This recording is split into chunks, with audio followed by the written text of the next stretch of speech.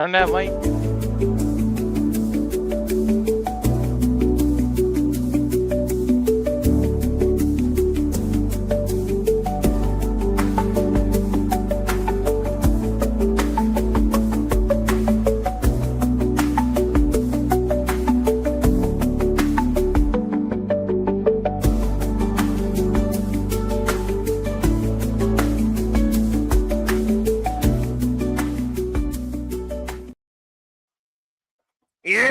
It's Wednesday! You know what that means? AEW Dynamite live on TBS from Tulsa, Oklahoma, as we bring you in to Wednesday Night Delight of professional wrestling that is AEW Dynamite. And this is the week before Maximum Carnage takes the way as we come from the BOK Center in Tulsa, Oklahoma. Bring you in this Wednesday night. Let's freaking go, folks. Hello, everybody. Welcome back once again to Similar Level Studios. Noah Foster, once the Cruz, Similar Level. Once again, back on the call. It's a capacity crowd on camp from Tulsa, Oklahoma. Thank you all for tuning in, whether live or on demand. Please let's subscribe, comment, and tell a friend. If you want to dictate the conversation, super chats, as simple as that. Let's go to Justin Roberts for our first match here.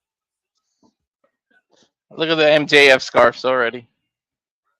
But of course, we are in Oklahoma, the home of the great Boomer Soon, as we welcome back to commentary the voice of professional wrestling. By God, good old JR, Jim Ross. As my mini JR always follows me. This man that's overcome cancer and has been in this business now for 50 plus years. You got the mini JR, and I got a Swerve right here.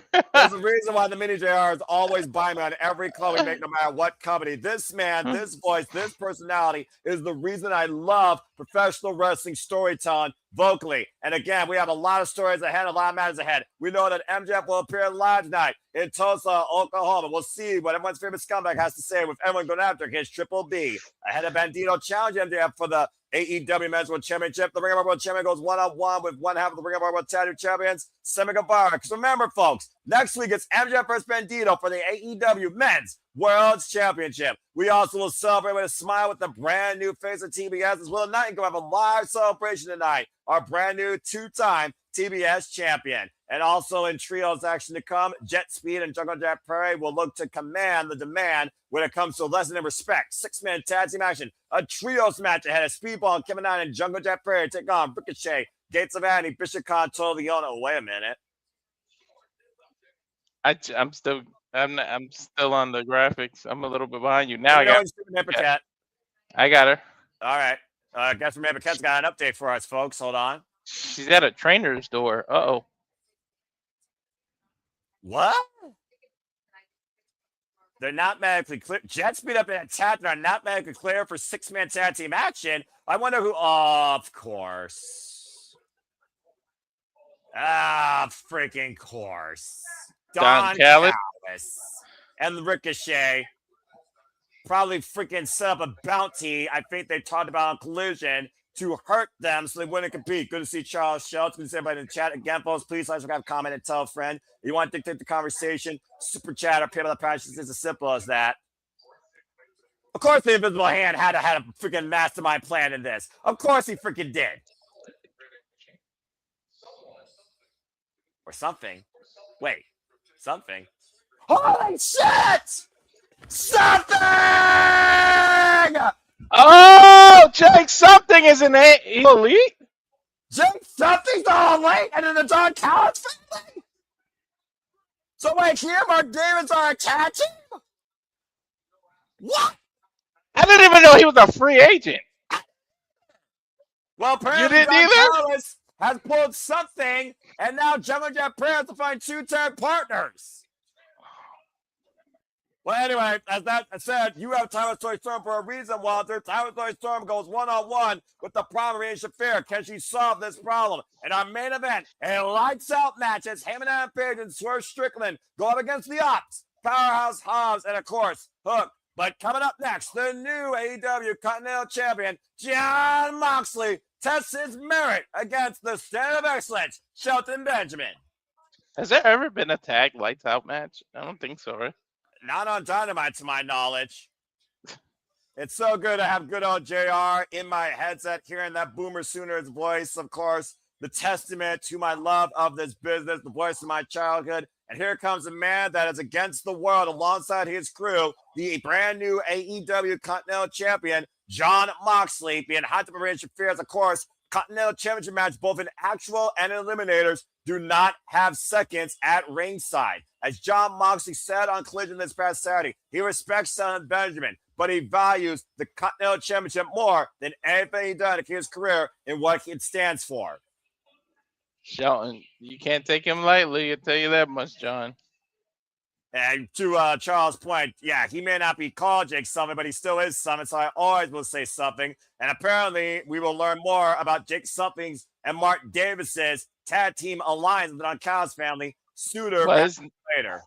His name is still something because he said someone or something, didn't he? Well, he said something, but Jake Something is a somebody. And Don Callis clearly sees something in what Jake Something was. Oh, I have it turned down. I have no idea. I have it turned down to where I can't hear the commentary, so it doesn't get picked up. So I didn't know what he said. It's all good. And of course, Jon Moxley ultimately proved not only was he more driven, he was more destined to hold on to this Continental Championship in the Continental Classic, beating Kyle Fletcher and Kazuchika Okada, both in first-time ever matchups in the same night at AEW World's End, and already defending the right for anyone to challenge him against Josh Alexander. Bad tooth, bad leg, bad attitude, be damned. Jon Moxley works harder than all of you, and until you outprove him with that, you will never, ever get your hands on that Continental Championship or stop this man from working. That man is never 100%, though, to be honest. Physically, yes, but mentally, Walter, I see he's 110% now with that Continental Championship. Let's go over there for Cat on the stage, hyping up this match. What a queen. About sizing up, apparently. Well, I mean, you're sizing up against the biggest dog in this yard. And here comes the Hurtson to get ready to perform some new business for 2026. By the way, shout out to Bobby Lashley. May get well soon. And happy birthday to Matt Helms. I hope you have a glorious 55th and another 55 to come. Thank you for joining into our coverage tonight of AEW Dynamite. Well, Shelton has to hurt someone all on himself because MVP is not allowed to be out there. Well, let's not forget the standard of excellence, not by name, but also an all-around collegiate athlete from the University of Minnesota, is a former WWE Intercontinental Champion. And you said yourself, Walter, since coming to AEW, Shelton Benjamin has never looked better in the ring. Hell no. We hurt people. We hurt people. We hurt people. That's right. He never looked better physically either. But what were you going to ask me before I said? Well, you were talking about before how you were intrigued by this first time ever one-on-one matchup as Jon Moxley has never faced Shelton Benjamin before. And you talked about Shelton Benjamin's traditional collegiate background, counter wrestling intuitive. You wonder, though, can he exploit a weakness in Jon Moxley and earn a chance in the Continental Championship? And Jake Doyle right now is the name of Jake something, folks. Jake Doyle. He's gonna attack. He's gonna attack that ankle. You know how he is with the ankle. He was under the tutelage of Kurt Angle for how long in WWE? You know he knows what he's doing. Yeah, good point. Of course, part of the world's greatest tag team alongside Charlie Haas, as AEW Dynamite is the conversation right now on the X. And you all can be part of the conversation as well. Using hashtag AEW Dynamite, but please also like, subscribe, comment, tell a friend, and share what we do here at the Super Reliable Studios. I really didn't even know Jake Something was a freaking free agent. When would that happen? Well, apparently Jake Something is no longer something. He has Jake Doyle, and now I guess he's all elite, or at least under Don Callis' contract. That kills our gimmick. Well, as far as I'm concerned, I still will always hold the word something just to piss people off, and because I think that matters. And Okada will tie up here next. Man, like Jesus! Amateur background. And Moxley, the German suplex clinic. Again, gentlemen, right now making Moxley look like Crash just dummy. Now with the rear naked choke applied by Jon Moxley in the center of the ring. Look at that trip. Trip. And what is the first thing he does after the trip? I think he's going to target that ankle. Yeah, Jon Moxley, great awareness, a swing and a miss. And Moxley, though, squaring off against Shelton Benjamin. If Moxley's going to take Shelton Benjamin on, I think Jon Moxley's strength here will be the striking department. Keep himself up on his feet. Don't let Shelton Benjamin take him down to the mat. I don't know. You want to strike somebody who trains under Bobby Lashley right now? About to say MVP, of course, as well, who's been heavily influenced in Shelton Benjamin Bobby Lashley's career. You saw the way John Moxley may have saw his life flash before his eyes. Of course, Shelton Benjamin has that crazy, ridiculous spinning back kick. Don't forget that Bobby Lashley and MVP both have mixed martial art careers outside of wrestling. So if they MVP. train together, About to say it, MVP, of course, first ever IWGP Intercontinental Champion. Congrats to Yosuji, by the way, on winning and restoring the IWGP Heavyweight Championship, version 4 title and by name. And figured out those that tune in our coverage of Wrestle Kingdom, again, German suplex released by Shelton Benjamin, going back to what brought him to the dance, the cleanness of those German suplexes. Now teeing up against John Moxley in the corner. Referee Paul Turner for this contest. Again, folks, it's a Continental Championship Eliminator match. If Shelton Benjamin beats John Moxley or outlasts the 20-minute time limit, he will get a future shot at the Continental Championship. Mox has his own kind of MMA career. He trains in jiu-jitsu. He trains in other, not just wrestling. So. Well, we also talked about Def Jitsu. Nice to see the big Bala, the original OBG1 in the chat. Sup, brother? Hope you're enjoying our coverage of AEW Dynamite and hope that you continue being part of it going forward. We'd love to have you on a call one of these times. Open palm strike to John Moxley, line up the chest of the Death Rider.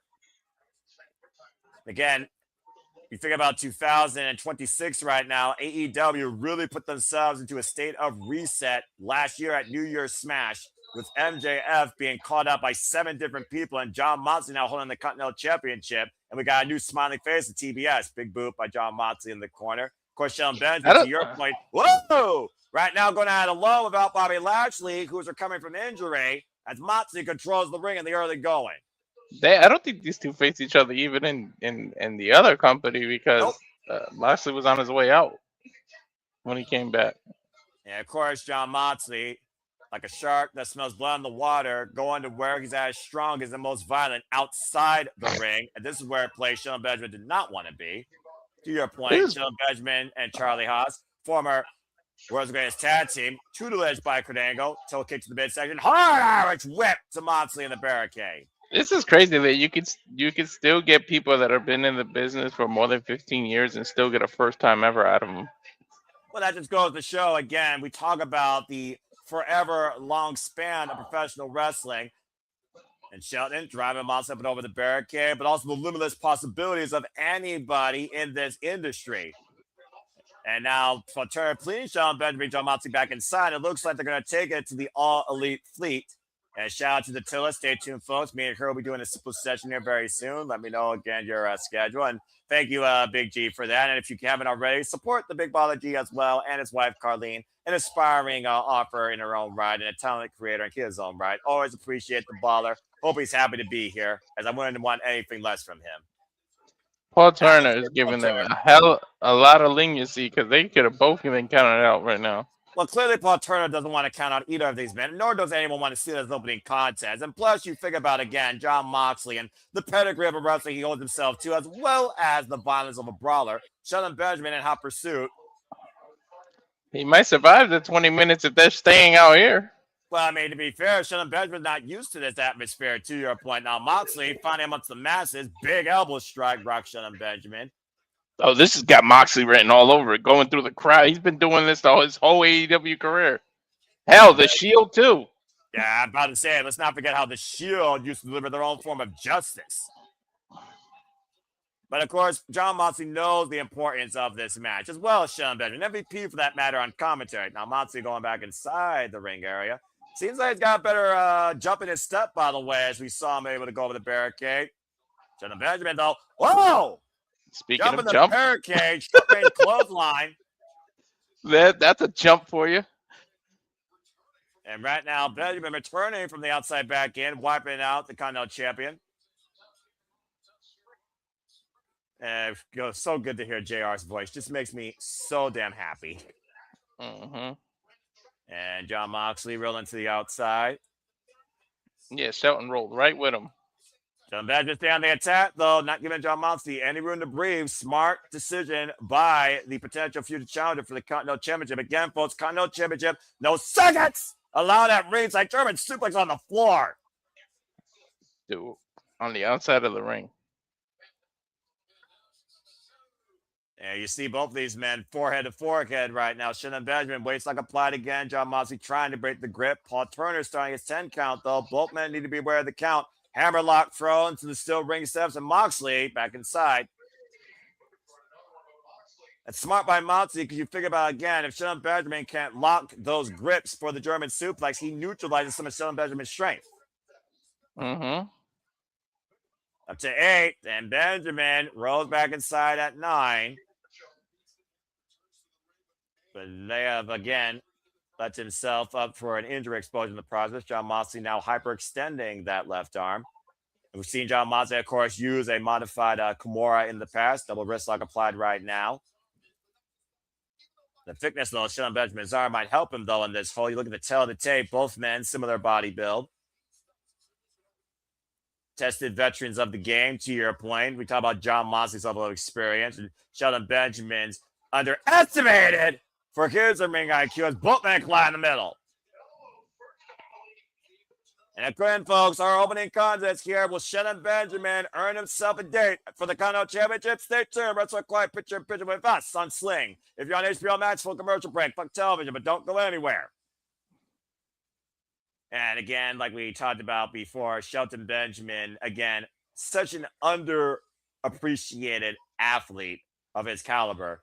And the fact this guy was in the same name class as Brock Lesnar. Yep. Isn't that crazy? Yeah, right? They used to together dominate, and they never did that in WWE. I'm about to say. They teased it. I'm about to say they never got followed. Silicon North, of course. MJF will be in Tulsa, Oklahoma. What we have to say towards what Kenny Omega, Darby Allin, Bandido, who's going after him next week, and others have already played eyes on his Triple B. What will our AEW Men's World Champion stay? Stay tuned. Speaking of which, Bandido, who will challenge next week, MJF, will go one-on-one with Sammy Guevara. And of course, Timeless Toy Storm takes on Marina Shafir. Does she have the solution to this problem? That and so much more. Nice takeover into the Kimura now. Double wrist lock, key lock applied by John Moxley. And we'll celebrate Willow as the 2-time smiling face of TBS. And again, folks, if you're tuning in for the first time, we do this for all the biggest shows, specials, pay-per-views, and PLEs across all things wrestling. Shout out to WFAM for WWE, NXT, TNA, ROH, AEW, and other promotions, including the 2 GCW, JCW, HOG, and Wrestling, West Coast Prestige, etc. Of course, Shelton Benjamin talking about New Japan, former member of Suzuki-gun, once known, of course, as X. You see John Moxley now applying the cross-arm to Katami. Shelton Benjamin's reach, though, allowing him to go to the ropes. To your point, Walter, Shelton Benjamin is 50 years old, and he's been involved in this game now for 26 years. It's ridiculous. Right? Of course, former AEW World Tag Team Champion alongside the almighty Bobby Lashley. They reign as tag champions for 214 days. His first title since 2020, when he was Raw Tag Team Champion alongside Sir Alexander as part of the Hurt Business. Has not killed a singles championship, though, since the WWC Universal Heavyweight Championship in 2010 and the W9 States Championship in 2008. Mm-hmm. What was he, the golden standard back then? Yeah, he was the gold standard back then in WWE. He was also the highlight reel in any ladder match, but never won the Money in the Bank briefcase. John Moxley, though, has youth on his side. He is 40 years of age, but he's also been brawling for the last 21 years in this game. It's been literally the backbone of AEW since its inception. The hardest worker in AEW this last calendar year alone, in and out of pay-per-views and every AEW and Collision show. 54 matches total last year alone for the Death Rider. Again, John Moxley, you see the focus of his attack right now has been only on that left arm. The arm he threw inside the steel ring steps. And again, folks, welcome back here as we are back in full picture. This is an AEW Continental Eliminator match. If Shelton Benjamin lasts for 20 minutes or beat John Moxley, he will get a future AEW Continental Championship match. Shelton Benjamin, though, up to the top rope. What?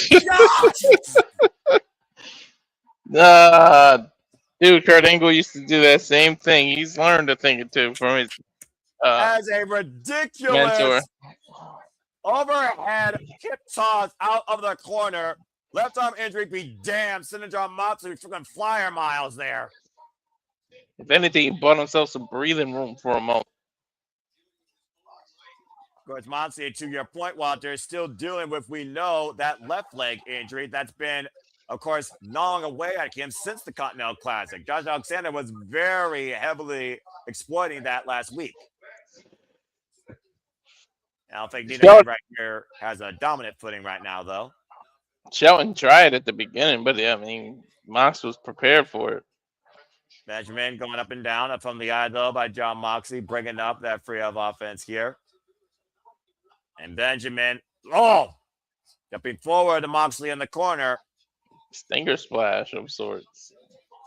And right now, the Continental Champion needs to be staggered on his feet. Benjamin again, falling up in the attack. Big splash. Moxley able to get out of the way. Gets out. Drops down and drops down levels. Go back to the Renegade choke. But Benjamin, smart awareness, though. Catching the grip. Elbow to the midsection. Oh! Raised him there. I don't think he got the full effect of that spinning back heel kick. That was right in the temple, though. Gentlemen. Wow, John caught him! Jumping flatline as Moxley came in. I'm not sure he got the worst of it, though. I don't know what happened, because it looked like he clotheslined him during the flapjack. Yeah, I'm not sure if Jon Moxley caught Shelton Benjamin with the lariat right before Benjamin hooked him into that flatliner. Either way, both men down. Neither one able to capitalize right now. This has very much been a dead heat. I think the time limit might come out. What time is it already? Well, we got to be pretty close to the time limit after that announcement, if not at least halfway point. Again, folks, stay tuned. We'll be back here next week, Wednesday, covering Maximum Carnage, as that is a special AEW Dynamite, and we cover the special shows. Looking for the pause of that pile driver. Is he looking for the gut style or the tombstone, though? Benjamin with the waist lock applied. Looking for the German suplex release. The back throw almost. And again, sending Jon Moxley up and over on his dome. Moxley's going to face it in Cincinnati by the time he's been suplexed out of this match. Bro, if Brock Lesnar's the president of Suplex City, then freaking Shelton is the vice president. About that, it's not obvious to see Jon Moxley set up and over like this in a match. He's ragdolling him consistently. Shelton Benjamin going right now to his bread and butter, his greatest strength, in my opinion, that explosive nature. And the German suplexes, 4 of them now. Yeah, but how much is it taken out of him to continuously deliver that too, though? And now in the cover, lateral press, and Moxley kicking out at 2. I understand he's got cardio for days, but I mean that takes a lot out of you to continuously pick up somebody that's 230 pounds and throw him over your head 4 or 5 times. Well, this goes back to the wear and tear of this battle, but also the drive of Shelton Benjamin to earn this opportunity, while Jon Moxley is looking to preserve this opportunity, looking to prove what the Continental Champion truly deserves and what it means to hold it. As, of course, he set up to being Kazuchika Okada. Might I add, only the 3rd man last year to be Kazuchika Okada in AEW. High kick, though, by Shelton Benjamin. There's no better opportunity or chance to try to take advantage for Shelton, but when his partner, he was so focused on the tag division, his partner is out with injury. You might as well try to go after single competition and single titles now. You almost wonder, does Shelton Benjamin want to run the time limit out? Does he just want to wear down Jon Moxley at this point of the match? I think the longer the match goes, that's the game plan. After a while, he realized, all I have to do is survive here. But again, though, how important, how massive would it be for Shelton Benjamin to beat Jon Moxley? And Moxley right now mounting Shelton Benjamin, teeing off in the corner off the Edge Crusher near fall. Well, technically, he wouldn't beat him if he just survives, right? And right now, Benjamin from underneath and a power bomb. High stack on Moxley, too. Benjamin holding leg control.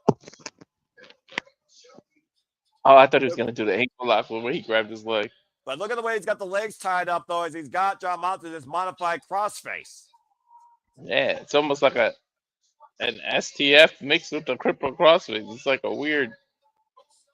And he's got Moxley's leg bent in the figure 4 position up like backwards. Moxley with enough wherewithal to know his ring positioning to grab the bottom rope, as we saw the S-grip was blocking Jon Moxley's vision as well as compromising his breathing over the bridge of the nose. All that pressure applied more on that left leg as well. Low bridge, low cinch to the bench from the outside. That was a Moxley. unique submission. I don't think I've seen that. Guys, have you seen enough tope suicidas in your lifetime? I just tripped over his own ankle, dude.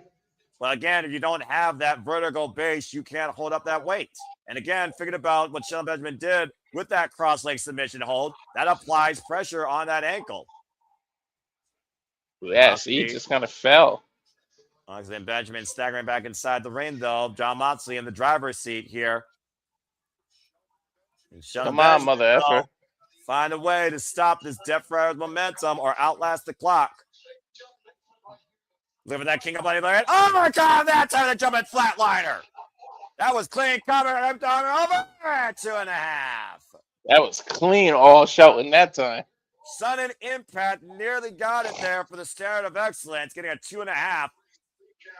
You think about the reverse of momentum of that because you're running full speed to do a lariat. You get caught in that, man. The momentum alone can daze you. All you need is 3 seconds.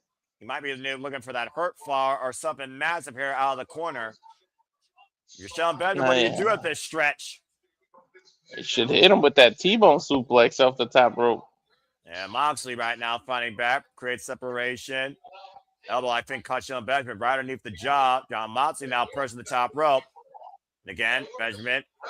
Get kick to the back of the leg. That was smart. And Shelton Benjamin with the fall French kick. Look at the far leg. And 2 counts. That was smart. He hit the leg first, chopped him down like a tree. Proficient striking there and poise and position by Shelton Benjamin. Again, attacking the vulnerability known on Jon Moxley. These two are being each other's equals so far in this match.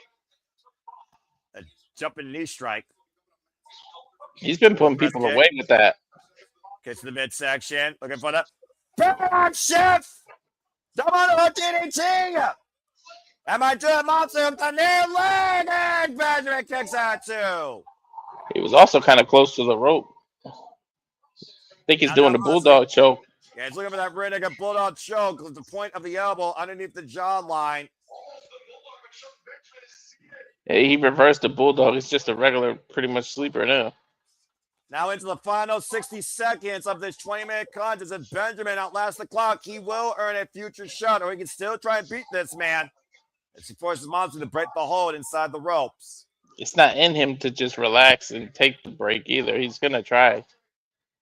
Perseverance, though, might be the key factor. Oh, it's got him, Moxley, with that freaking knee strike. Yeah, but he's close to the ropes. And Benjamin with the cover. Moxley able to get the sharper 2 again. Oh, actually, he was smart. If you notice, he pulled him away from the rope before he covered him. Triangle! About to say half a minute, though, measuring the mental fortitude of Jon Moxley. Oh, my God. Pats out. That's an armbar triangle. That's a combination. Anderson Silva used this. Put the shoulders down. And Moxley gets the win with just less than 20 seconds to spare, pushing Shelton Benjamin's shoulders down.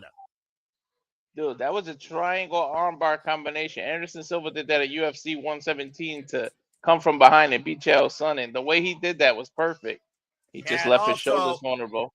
Pure awareness, though. Remember what Shayna Baszler says. You are most vulnerable yourself in a submission hold you're applying. Pure instinct and awareness by Jon Moxley to push forward Shelton Benjamin's body weight underneath him to pin the shoulders down for the 3 count as Shelton Benjamin just falls short of a chance for the Continental Championship. A hell of a first, though. Dude, I think he had like 10 seconds left, too.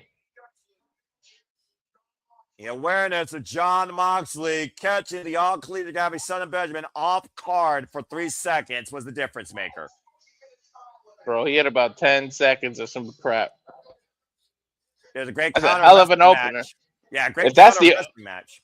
If this is the opener of Dynamite, we got a long night ahead of us. Yeah, handshake approved out of respect here. Again, this is what AEW is all about. This is what Jon Moxley believes the Continental Championship deserves and what AEW deserves. You can't argue with the result here. That was pure fair and square, clean right down the middle. Buzzer beater victory. All he had to do was survive about 7 or 8 more seconds, to be honest. Well, all that Shelton Benjamin had to do was find a way to push Jon Moxley up. But again, like you said, he had that modified triangle in so deep, he couldn't relieve the pressure. No. That's the thing. You said it. You're so vulnerable when you're trying to submit somebody. You don't think about what you're doing, your own body's position. You just think about trying to tap somebody out. Well, I know we are going to think about it again. We will still hear from our scumbag to come here later tonight as Bandido goes one with Sammy Guevara, as next week MJF goes one with Bandido for the first time ever. Their second in-ring encounter since the Casino Gauntlet. Back it all in. It sucks that Bandido's his first title shot because you know he's not going to win it. It's like, there's no way MJF's going to lose his first title. That's it. Will he be there? I mean, I wouldn't rule it out, honestly, just saying. But still, though, a great opening contest here tonight on Dynamite. I think you have to fly to Japan there, Well, speaking of Japan, Walter, as we saw last Sunday, we honored a legend's career for the final time as Hiroshi Tanahashi took on Rainmaker Kazuchika Okada in his final match ever. And of course, Kazuchika Okada made the record 10 singles wins over the Ace. But it took the original Rainmaker to finally put Tanahashi down at the end for the 3 count. As we say, thank you, Ace. Forever the legend. Forever Ace. They battled for damn near 22 minutes. 30 minutes, actually. And coming 30. up next, I meant to say 30. Yeah, you're fine, dude. Coming up next, does Jack Perry have 2 friends? We'll find out trios action with the demand when AEW Dynamite returns to this commercial break. Fuck television. 30-minute match and about a 45-minute celebration at the end. Every damn minute of that hour plus sensational setup for Tanahashi was worth Wrestle Kingdom alone. Damn it. Mm-hmm. Anyway, and also every single minute that we talk about New Japan Pro Wrestling is more excitement for me to once again remind people that I hope that you enjoy the passion, the content, the coverage that we do. Again, shout out to our Canadian friend Ash. If you haven't already, don't be a dickhead. Subscribe to Data Bad for Wrestling. She will be coming very soon with a New Year's Dash and Wrestle Kingdom review. Shout out to Ash, who of course was part of the call with me and Walter for Wrestle Kingdom 20, as we hope to bring you more New Japan Pro Wrestling watch-alongs and calls later this year, including but maybe not limited to New Japan Cup Final, Sakura Genesis, Dominion, G1 Climax Beginning and Final, and so much more. So please stay tuned, including a new beginning coming up in New Jersey here very soon. But anyway, Walter, again, Shelton Benjamin, though, he wanted to start new business after going on the Continental Championship. What do you think now holds, what you think business now is in store for him, that the fact he lost to Jon Moxley fair and square for this opportunity? I don't know. The fact that it happened in the last second, he might still deserve that title shot. You never know. Moxley might say, you know what? Just to prove it's not a fluke, let's do it. And give him a shot. You know what I mean? Well, I could definitely see that. The merit of the wrestler, the merit of a man being, questioned by MVP who loves to influence everything, his own managerial ways. But honestly, yeah, I wouldn't mind seeing Shelton Benjamin and Jon Moxley run it back. That being said, who else is going to step up to the Death Rider next? Who else is going to try and take this cornerstone he now owns in the Continental Championship? Could Jon Moxley go as far with this title as Kazuchika Okada did? By the way, folks, Kazuchika Okada is still the AEW International Champion. The Unified Championship is officially retired. So he still got that title to defend. So, because I was going to say, man, who knows if Okada wouldn't say, hey, I want to run that back. Well, I mean, again, you think about the people that Okada beat Tenyu in his final match. Manabu Nakanishi in his final match. Hiroshi Tanahashi in his final match. Jon Moxley, though, has beaten a squad of aces in New Japan, including Hiroshi Tanahashi. Yeah, he was IGWP champ, too. And, of course, speaking of champions, we now live, once again, in MJF's world as he now holds the Triple B. But we also know we heard the battle cry, and we will see more often than not Kenny by God Omega, as Kenny looks to prove he's not the belt collector. He's not the best belt machine, but a man that could be champion one more time. Could we see the cleaner and MJF collide again for the AEW Men's World Championship. One last time, the cleaner may ride high. Or will MJF prove once again that he's better than him? One of the many names this year on the docket for MJF's Triple B by any means necessary. That might be Kenny Omega's last stance too, with diverticulitis, with his age, with everything. You don't know how many more opportunities you're gonna get. And of course, we will see Kenny Omega return to action for the first time next week at AEW Dynamite Maximum Carnage. And now we get ready for Trios Action. And shout out to New York State of Mind, BK. And yes, we will be covering TNA's first AMC show next week. Stay tuned for more of that as far as what else we are going to do in the watch launch schedule to come for 2026. And thank you again for tuning in. Time to find out. Oh, man. Time to find out who the surprise team is. Obviously, it's not going to be the Don Callis family's new team. And it's not going to be Luchasaurus after the freaking Gates of Agony destroyed his arm on a guardrail, blasting it with a steel chair. It surprised me that the man were not heavily fined or suspended after assaulting security and using security even as a weapon. Jungle Jack Perry now finds himself alone against I'm gonna guess Bang Bang Gang. That's a fair shout, actually. We know how dangerous, though, that the Gates of Agony, Bishop Contoliona, have been since aligning themselves with Ricochet, as the man has tried to command everything. Again, folks that are tuning in just now, Jet Speed have not been mega clear to compete. They were assaulted by the Don Callis family and the man prior to this. Maybe two random people like Darby will help them or somebody else. But I'm going to guess Bang Bang Gang. Oh, that's going to be my main guess. Jet Perry's not afraid of any fight. Oh, what? You're a little bit ahead of me. Who is it? You got to be kidding me. You'll know when you hear the riff. Oh. Super Kick Party. They said they weren't medically cleared in 2025, but it's a new year. The Young Bucks are back. Well, Kenny Omega said he has some unfinished business to attend to. We know what Kenny Omega's business is. I got the Young Bucks as well. When we talk about the Elite as a whole, have one last run of them as a tag team. The Young Bucks are back. Yay. Well, you think about Jack Perry and the Young Bucks had a very dark past.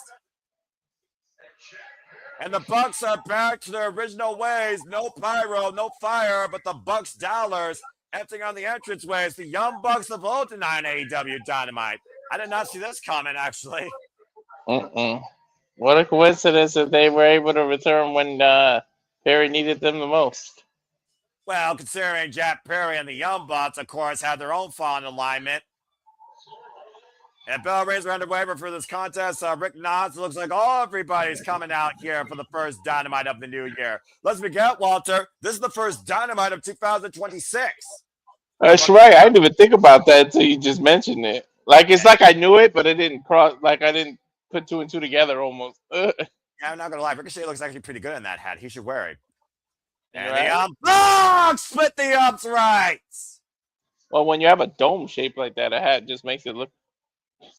Well, it's also easier for the hat to sit on the head. But then again, what do I do? I don't wear hats. I wear a headset. Jack Perry, though, looking to make a sacrifice with a moonsault to the outside, wiping out the Gates of Agony.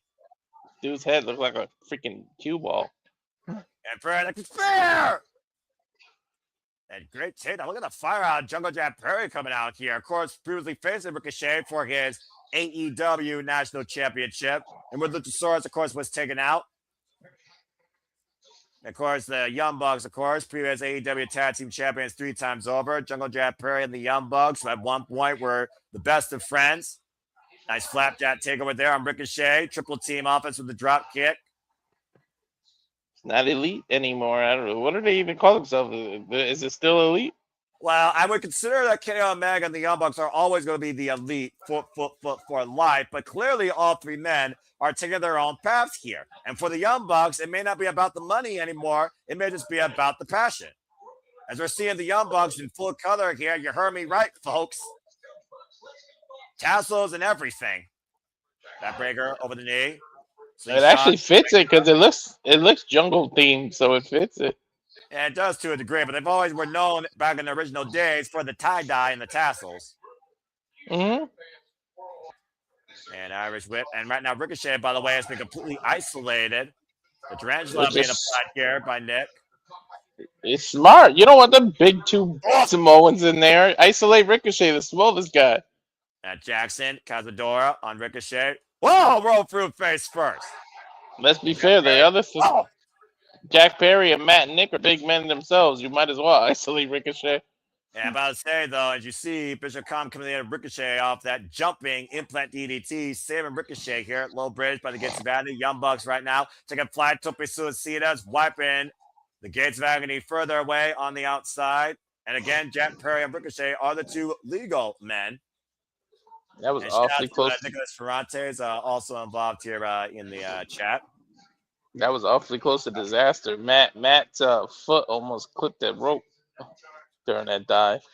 Yeah, from the backyards to the big stage. Oh! DDT and the senton, inside outside action, covered by Jack Perry inside the ring of Ricochet. Gets a 2.5. Ricochet hasn't been able to breathe so far in this match. Yeah, about to say, to your point, Irish whip, Jack Perry. Catching Ricochet with the run in the boot. Rick nods to the strap of Ricochet. See Bishop Comm picking the ankle, though. And giving Ricochet the advantage he needs to create an opening. Tag made a total Leona now. We desperately needed that tag on him since the bell rang. Since before the bell rang. But to your point, all he's been doing is getting his butt kicked. And right now, Bishop Comm is saying him west to east against the apron and the barricade and into the timekeeper's area while Ricochet watches the Bucks on the outside. Oh, God! That'll bruise both sides of your ribs. And friggin' pounce by Leona sending Jack Perry up and over. The demand in this match as this continues. The restaurant quiet, picture in picture. Don't go anywhere. Fuck television. That's a huge man, dude. I'm about to say, I mean, Leona is like the weapon of the demand, if you ask me. And of course, the last time we saw the Young Bucks, by the way, they were being brutalized by the Don Callis family. Konosuke Takeshita and Tsuchika Okada, as both of them are trying to make an example out of the Bucks and who was stronger. I don't blame Ricochet for surrounding himself with these two. Me neither, for that matter. And of course, the Young Bucks, no strangers to the Gates of Agony. Let's not forget the Young Bucks, Damon and Page, previously beat the Embassy towards Strickland the Gates of Agony for the Ring of Honor 6-man tag team champions. The cover now gets a 2 count. I'm getting what was that, Walter? I'm getting an IHOP commercial. That pancake look good. I ain't gonna lie. I'm about to say. And of course, still to come tonight, folks, we will hear from our scumbag, Maxwell Jacob Freeman. As we know, Kenny Omega will be back next week. We also know Bandido will face him next week as Bandido goes one-on-one with Sammy Guevara. Will Nightingale have a celebration? Can a problem be solved in full color? And of course, we have a lights-out match, Lord help us, with Hangman and Swerve together against the Opps, Hook, and Powerhouse Hobbs, and that will be our main event. Celebrations are like contract signing. You know somebody's gonna come out. She's gonna figure out who her next challenger is. They're not gonna let her just celebrate. I fear madness might ensue if you catch my drift, Walter. I'm just saying. And all 3 of those women have quite a history with Willow Nightingale and, dare I say, her best friends. Another reason why I love this women's division. So Leona wiping the Bucks out here. And again, Jack Perry has been isolated now by all 3 members of the demand. Now Ricochet directing traffic. The drop kick into Gary in the back of the head. Bishop Comm with a running shotgun John Woo drop kick. Oh, God, the hip attack by Leona. Pendulum drop kick by Ricochet. It's just been nothing but an all-out assault against Jungle Jack Perry. Toa, the legal man, brings Jack towards center, into the cover, hook the far leg. It's a 2.5. Leona and Bishop Comm, former participants also of the World Tag League, as I'm sure Ricochet will demand they have gold some point soon this year. Yeah, it's Ricochet's turn to be. Sorry, it's Jack Perry's turn to be isolated like Ricochet was now. That's typical, trio strategy. You pick a person and you keep them exploited in your corner. You cut the ring in half. It's tag team wrestling, trios wrestling 101. Yeah. We get back here on Dynamite here, Jeff Perry. Watch out! Watch out! Ricochet with a lariat. He literally ricocheted off the rope and turned around and clotheslined him. Pun intended by you, Punmeister. Critical moment here for Jungle Jeff Perry to make the tag to Matt or Nick Jackson, who's standing ready. Fingertips away, and there's the tag. I believe that was made to Nick Jackson. Again, the Don Callis family that tried to literally sell the Young Bucks in for their souls with $1 million. The Young Bucks said no as they were assaulting Kenny Omega back at Full Gear. The double hip toss, many of the minds. Great awareness there by Nick. Whoa. Oh! Super kick. Escalera up to the top ropes. Great arm control with the deep arm drag to Ricochet. Johnson Brothers firmly on fire right now in the early going to the return to old form as Toliona stops the attempted super kick party that was about to be called out. And the crowd boos. And this is where he loses control. There's swing your partner. And again, the Bucks super kicks. The Bucks, by the way, I forget which one's legal. I don't believe either demand's legal. Nick. And now Nick and Matt Jackson squaring up both members of the gates and crashing down them with elbows. Nick was legal. Off the top. It's the synergy of the Young Bucks that have carried them so long in their tag team career, Walter, quite literally. Yeah. To Toliona, up and over. Whoa! Ooh. Young Bucks. Took Ricochet. Singing from behind with the Destroyer. And finds himself in the grip of the Young Bucks now. What is this? So one of the Bucks pins him. Did they get a title shot? I mean, it's nothing out of the double stomps and a power bomb. I love that sequence cover. No. Ooh, you got to give Ricochet credit for kicking out of that. Amazingly creative offense, but to your point, great resilience by the AEW national champion as Jeff Perry wiped the gates on the outside with the springboard moves off the second. I wonder how much of that was just instinct. Well, you talk about that innate sixth sense that a wrestler has, and the tag made now. I believe Jungle Jeff Perry is legal. Again, folks, the residency for AEW will continue at Collision in Arlington, Texas, and then next we'll be back with Maximum Carnage. That'll be from Phoenix, Arizona, as we keep you up with what's going on across all things wrestling, including AEW, as we're covering AEW Dynamite tonight for the fun of it. And right now, it's Leona with the big splash in the corner. And you see right now, there's no way. No way. Hey, JR business picked up, huh? Are you fucking kidding me? Got 3 damn man for a crying out loud start to show for Samoa drop. He's Samoan. It checks out. You can do a Samoan drop. Y'all know what I mean? That might be the most powerful Samoan drop I've ever seen. That was about 500. To be fair, but still. That was about 550 pounds on his neck. Yeah, give or take. Good Lord. And right now, Jungle Jeff Perry in a vulnerable state with Bishop Khan in the opposite corner. Uh-oh. By Bishop Khan. This is going to be a good combo. Yeah, about to say. And now Khan slinging up to the outside. Ricochet springboard. 450! And a counter. Dude, no! When did he tag Ricochet? Blind tag, dude. Again, it goes back to that non-verbal communication and Ricochet in disbelief after that sequence.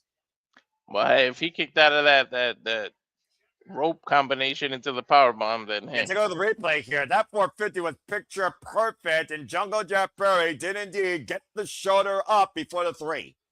And he got all of it and in the middle of the ring. Yeah, about to say, that was just pure instinct. Again, Jeff Perry able to get out of that suplex, sidestep on Ricochet.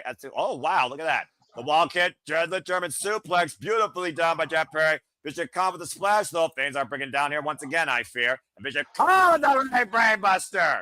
Dude, did he just do a running brainbuster? What the hell? Big headbutt, intercept. Oh, and a headbutt in midair. The super kick, Bishop Khan. Toliona, though. Super kick by Jeff Perry. Toliona does not budge, though. Toliona, the friggin' unmovable force here. I don't even think Jeff Perry can reach him. And Khan closing the gates in, setting up Ricochet to hook Jeff Perry for Vertigo. In the middle of the ring, cover to Bucks with the save. Remember this, there might be a bullet left in that spirit gun, Noah. Yeah, possibly. As again, we are isolated with the two legal men right now inside the ring. That is Ricochet and Jungle Jack Perry. He's loading it up now. Great trios action here, though, in this second match of the night. Second match of AEW Dynamite. And load it up. Jack Perry ducks to the knee, throws through. Oh, catch a jumping knee. That was a solid mark right there. And up and over. Up on the fireman's carry. Jack Perry with the poison run-off. The hell was that? A super kick party. Super kick party right now. Super kicks for everybody. Totally on a still not off his feet. Yeah. Take him down on a knee. The triple super kick takes the big man out of the equation for the time being. Yo, dude reversed a Death Valley driver into a poison rana. What the hell? Ricochet up on the shoulders right now. Oh, does this look familiar? Escalera. What the hell? At the top, Nick Jackson wiped the gas on the outside. Jack Perry, though, turns out of ice. They might actually do it here. BT trigger.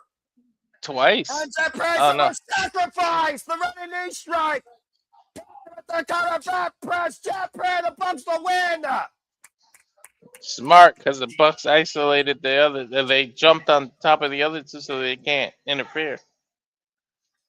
That's as good as the trios match we're going to get here by AEW standards. That's for sure. A fine form. That's the Young Bucks nostalgia tonight. Helping out Jungle Jack Perry, wiping out Ricochet and the man tonight on Dynamite. Perry couldn't do it when the title was on the line, but he did. Oh, he owns a pinfall victory over Ricochet now. Well, I would definitely say he probably would get another shot at that, because if nothing else, we know Ricochet has a very fragile ego. Don't wait, man. Is that something? No, that's Mark Davis and Jack Doyle. Jack Doyle. Oh, Doyle.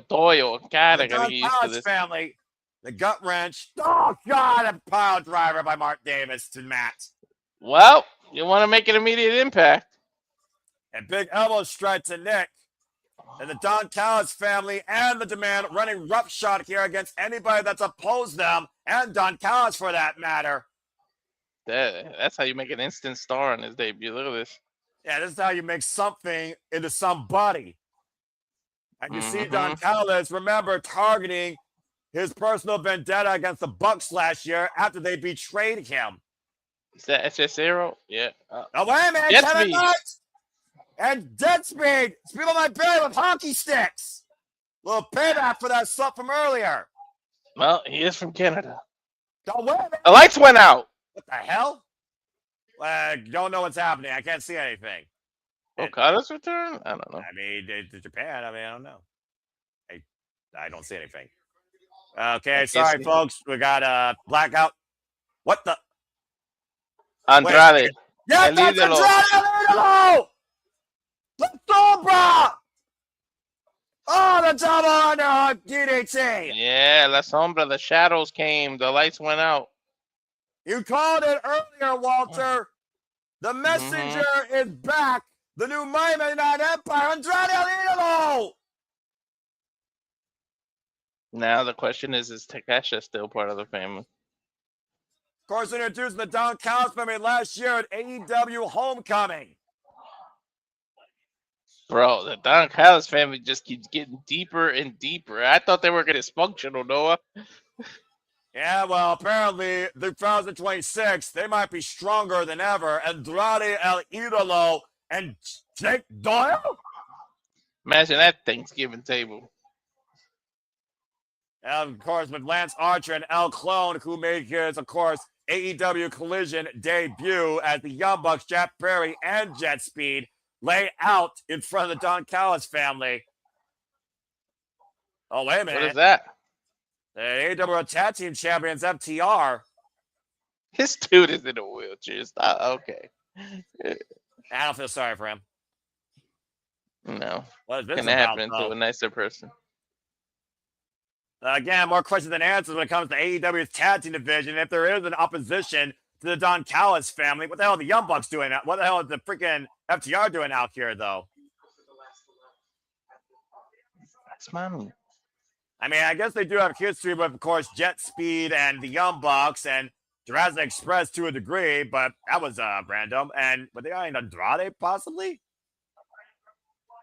Well, more questions than answers, but one thing's for certain. Our Lights Out match is still to come. But coming up next, get ready to smile and celebrate with the new smiling face of TBS. As we have the AEW TBS Chamberlain Nightingale live celebration up next on Dynamite after this commercial break. Fuck television.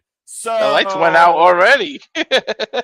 Well, yeah, but here's the thing. AEW is responsible for that, clearly. And that was obviously staged by Don Callis, the invisible hand, at work again.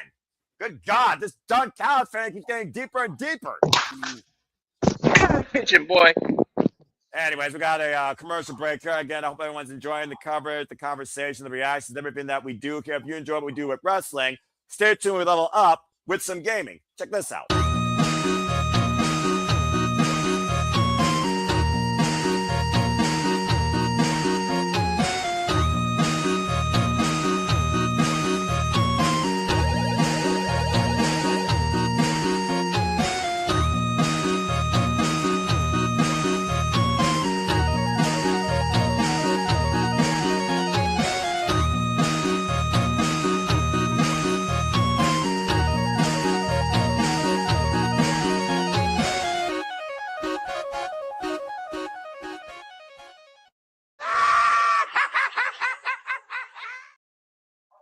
And whether it's him rage quitting or something we do cooperatively or competitively, you can stay tuned very soon in this calendar year with the return of Super Reliable Gaming, with all sorts of gameplay, sorts of games, and game conversations here throughout the Super Reliable Studios, bringing you all forms of entertainment in and out of wrestling, combat sports, and video gaming, whether you're competitive or casual or simple. And of course, Walter, you have a lot of great stuff coming up too when it comes to the UFC and the MMA, don't you?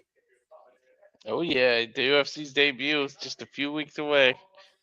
And Paramount Plus, first ever live event. Gaethje Pumble and the return of the female GOAT, Amanda Nunes, as she goes after the women's welterweight championship for Harrison.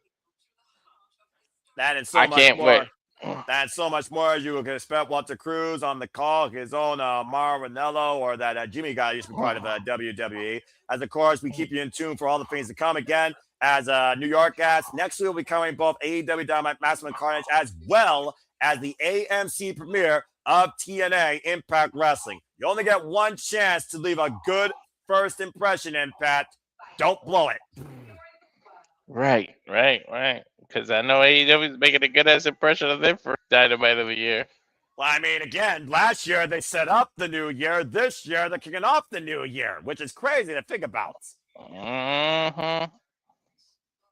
And this Saturday's going to be the first collision of the year, right? No, last week. Yeah. Remember El Clone debut? The problem appears to be a problem for Timeless Toy Storm. The mega problems might be a mega problem very soon for the tag team champions.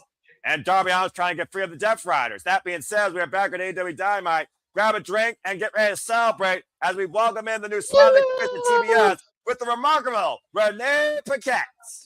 Willow.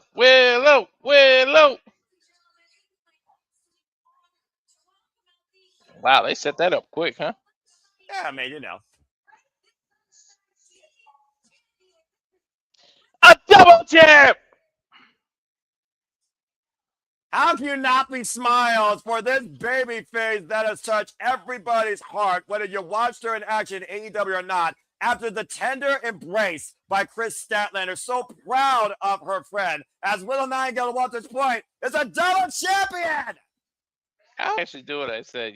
Chris Statlander doesn't know how to use the freaking confetti popper. Of course, Walter, it was last week on New Year's Smash that we saw Willow Nightingale take down the CEO in a match that was near 600 days in waiting for redemption, as the Babe with the Power Bomb became the Babe of TBS once again. Yep. I hope they do that. They have the tag team titles on Collision and then TBS title on Dynamite. You could do that. Look at Statlander picking her up. And again, Chris Statlander could not be happier for the journey that both her and Willow have been on to reach this point to be the faces of AEW. Oh, I thought the lights were getting messed up now. Tulsa, Oklahoma, you got bad weather out there? What's going on with you people?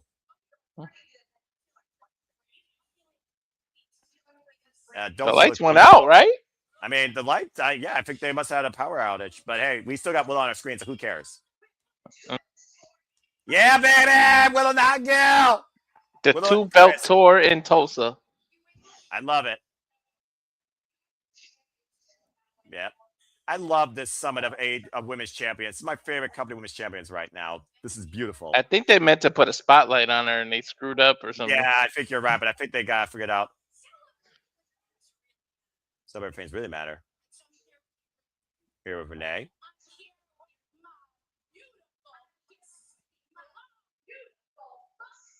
Beautiful, busty, badass, blonde babe, Harley Cameron. We all love Harley. We're all happy for Harley. Proud of Harley. Let's see what she calls Chris Statlander. The women's title champion. We did a suburban union. Could have been reunited with my championship. Yep.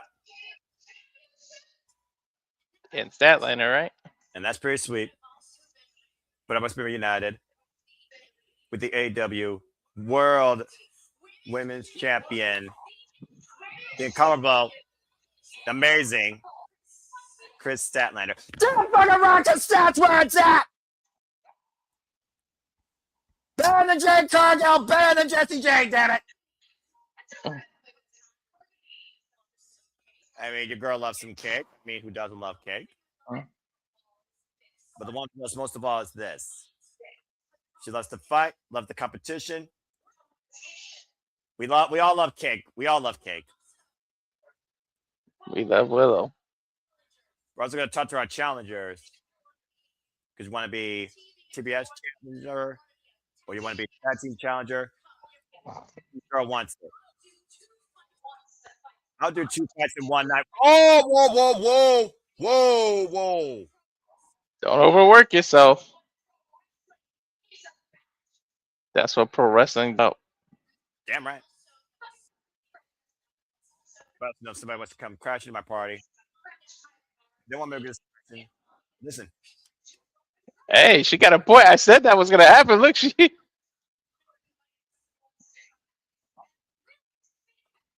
I know it's pretty much we have something to say.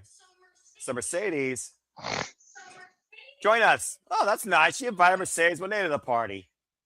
And when she'll accept the invitation. The vanquished former TBS champion, now 9 belts, Monet. Of course, still the CML Women's World Champion, losing the Rep Speed of Bridgerwood Championship to Windsor, and losing the Ring of Honor Women's World Television Championship to Red Velvet. I think the CEO has been demoted. It looks like the CEO is attending her own funeral. She's mourning. Oh. I mean, we talked about before, though, Walter. She did have the longest reign in TBS titles history, as well as the second highest defense record, just one short of Jade Cargill in successes. Mm-hmm. Defending that title in and out of AEW. Yeah, I talked all that smack, but dude, you can't deny what happens when the bell rings, bell to bell with her. I'm about to say, let's see what's going for the head of the CEO right now.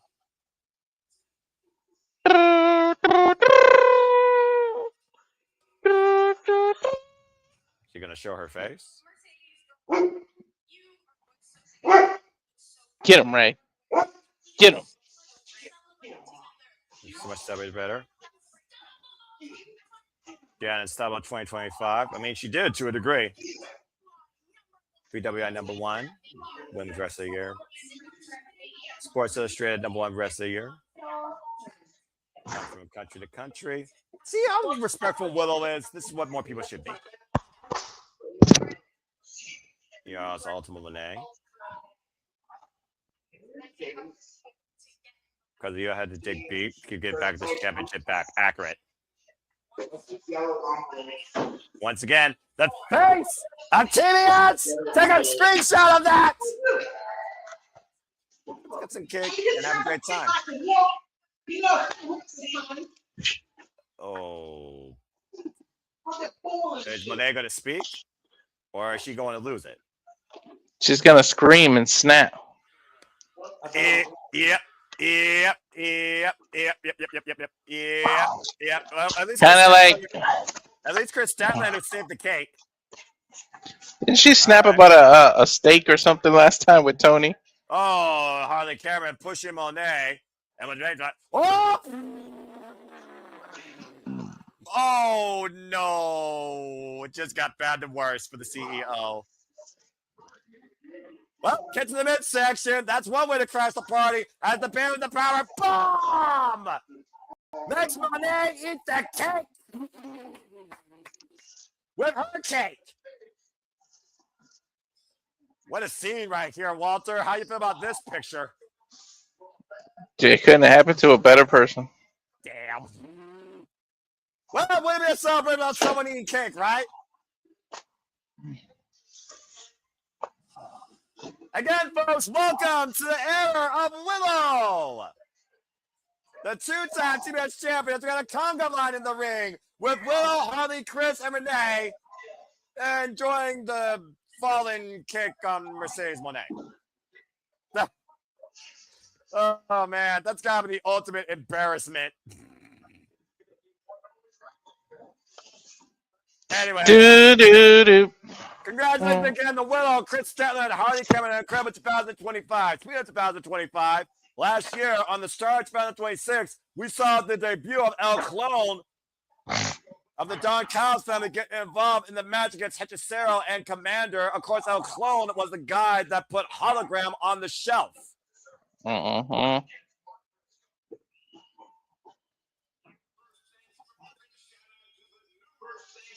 At first things first, baby. And my boy, my Briscoe, about to give us something good to say. He did the what? Been our TNT champion since November 2025. Been sitting back, enjoying the Continental Classic. That's amazing. Darren G, I'm always enjoying it. It's my favorite show every week, so it's good to see you as well in the chat as well. Have time to recuperate, regenerate, rejuvenate, recalculate. You feel dangerous. And lately, I'm not doing so good. Why you not doing so good, my Briscoe? Let's see how much that belt costs, that TNT replica. Cause I like that one. Right, I did too. On the feeding at home. Oh, who's gonna scratch this itch? So whoop that ass. You just missed Willow's celebration, Lee. They catch a zero, the TNT title. Coming for a circle. He knows the zero, the bam man. Wait, is he calling out to Cero? You know, you don't mind. Let me peek into the future. Saturday, TNT. It's a Cero as a sorcerer, not a freaking fortune teller. Don't question my Briscoe's wisdom. Going nowhere. The team at town, my girl Willow gang, going nowhere. The conversation we all kind of strapped up, daddy. With this. We ain't going nowhere. What about Roderick Strong? Is he part of this or not? Where they reign and defend. Well, coming up this Saturday, Mark Briscoe giving us wisdom and also giving us his next challenge for the TNT Championship. Mark Briscoe goes one-on-one with the Alchemist, Hechicero, looking to bring gold to the Don Callis family. Dude, something's been going on with the technology. Did you see that go out? Yeah, I did. And also, Maximum Carnage might have far more than technical difficulties as MJF goes one-on-one against Bandido, defending his AEW Men's World Championship, his Triple B for the first time ever against the most wanted man and the Ring of Honor World Champion. Hey, could be some kind of day. You could be messing up on purpose. Hello to my favorite spooky faction in wrestling, Sky Blue, Julia Hart, and Beck. We were just talking about them earlier, Triangle Madness. I thought they might have interfered the party instead of Mercedes. A friends of yours, a victim in waiting.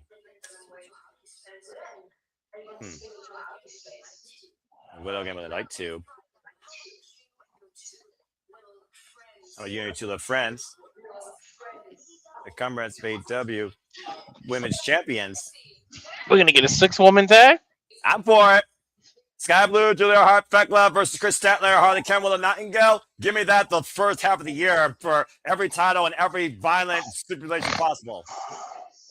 I don't know. I just want to see TBS title and the world title get defended, though. Hey, I'll get toxic with AEW every day of the week, and we're going to get toxic next week. It's official. Next week is the trios match. Chris Statler and the Bears of Ref might have first challengers coming at them as the Triangle of Madness, Sky Blue, Julia Hart, and Fekla take on the trios of women's champions next week at Maximum Carnage. Don't introduce a women's trio title, please. Don't They're not going to do do that, dude. Come on now. They're not going to do that. AEW is not that stupid. They're starting to get too many 3-women group. Dude, the only 3-woman group right now is the Champions by Friendship and the Struggle Mass. What the fuck are you talking about? Watch, they're gonna start adding more. They better not. Oh God, do I have to stare at this guy? Because Sammy Guevara is going one-on-one Bandido as we continue action here. Did I mention this is my favorite women's division, not called Stardom? Yeah, I know. Here we go. Sammy got Sammy Guevara trying to say this is his year. Yeah, please go back down to ROH. You're a poor man's Travel Guerrero. Damn! Tell us how you really feel, Walter. Wow! Sammy Guevara, of course, looking to become the Ring of Honor World Champion. He was part of Survivor of the Fittest last year at Final Battle. In fact, he was the first eliminated. He barely got the tag titles. He wants to already jump up to the world title. Well, you know, it's a new year, right? Call your shot early and see what happens. Kazuchika Okada did Wrestle Kingdom 6. Look what happened to him. I don't think Sammy Guevara is nearly as good as Okada. But, you know, you never know. As here comes everyone's favorite wrestler of the last year, the most wanted, still Guevara Men's World Champion, Bandido! Just give him the card so he can draw 21 already.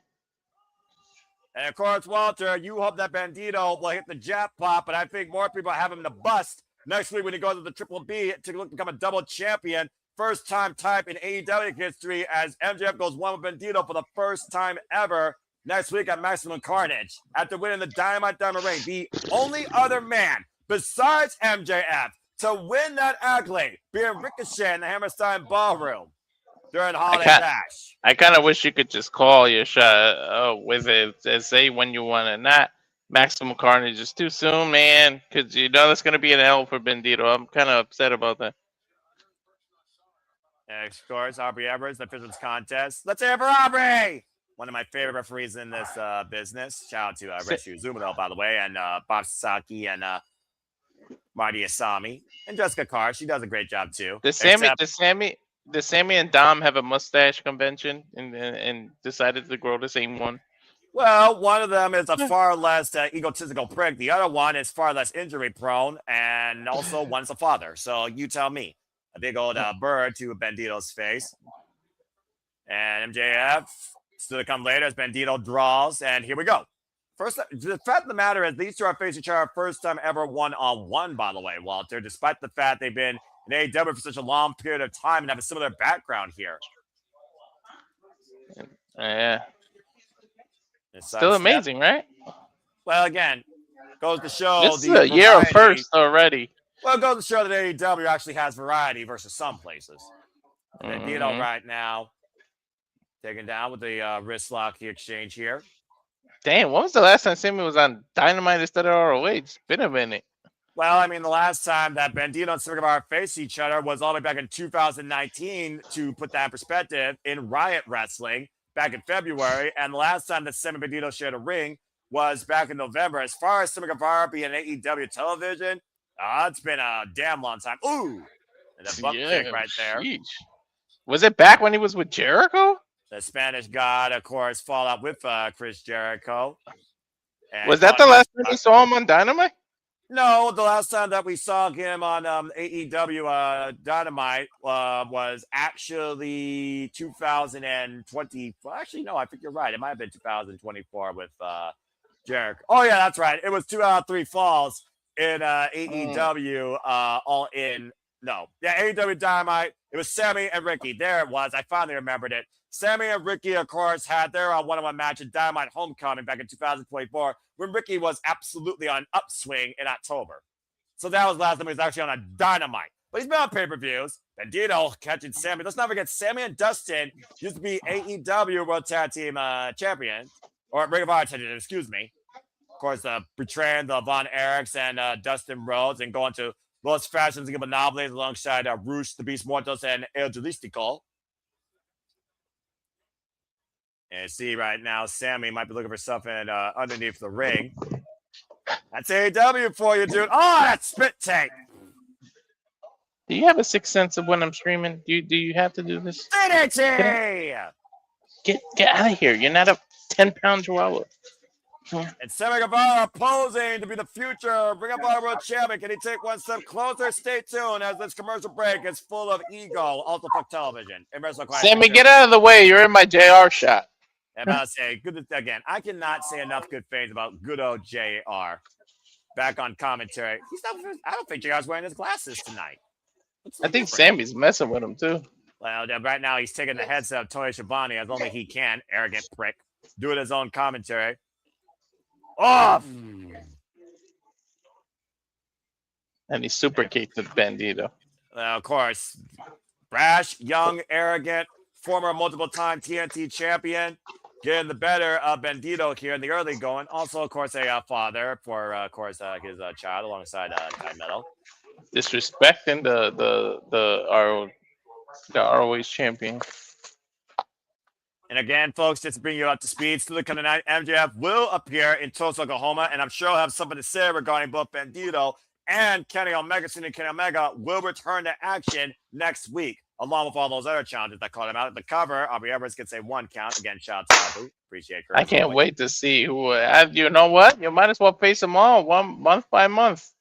Well, I mean, I don't think that would be a problem. Speaking of a problem, we still have yet to see if Marina and Shafir can be solved by Timeless Toy Storm on behalf of her fallen lover that got smothered in mother's milk. First kick, back press, hook the near leg by Sammy, gets a 2 count on Bandido during this picture-in-picture.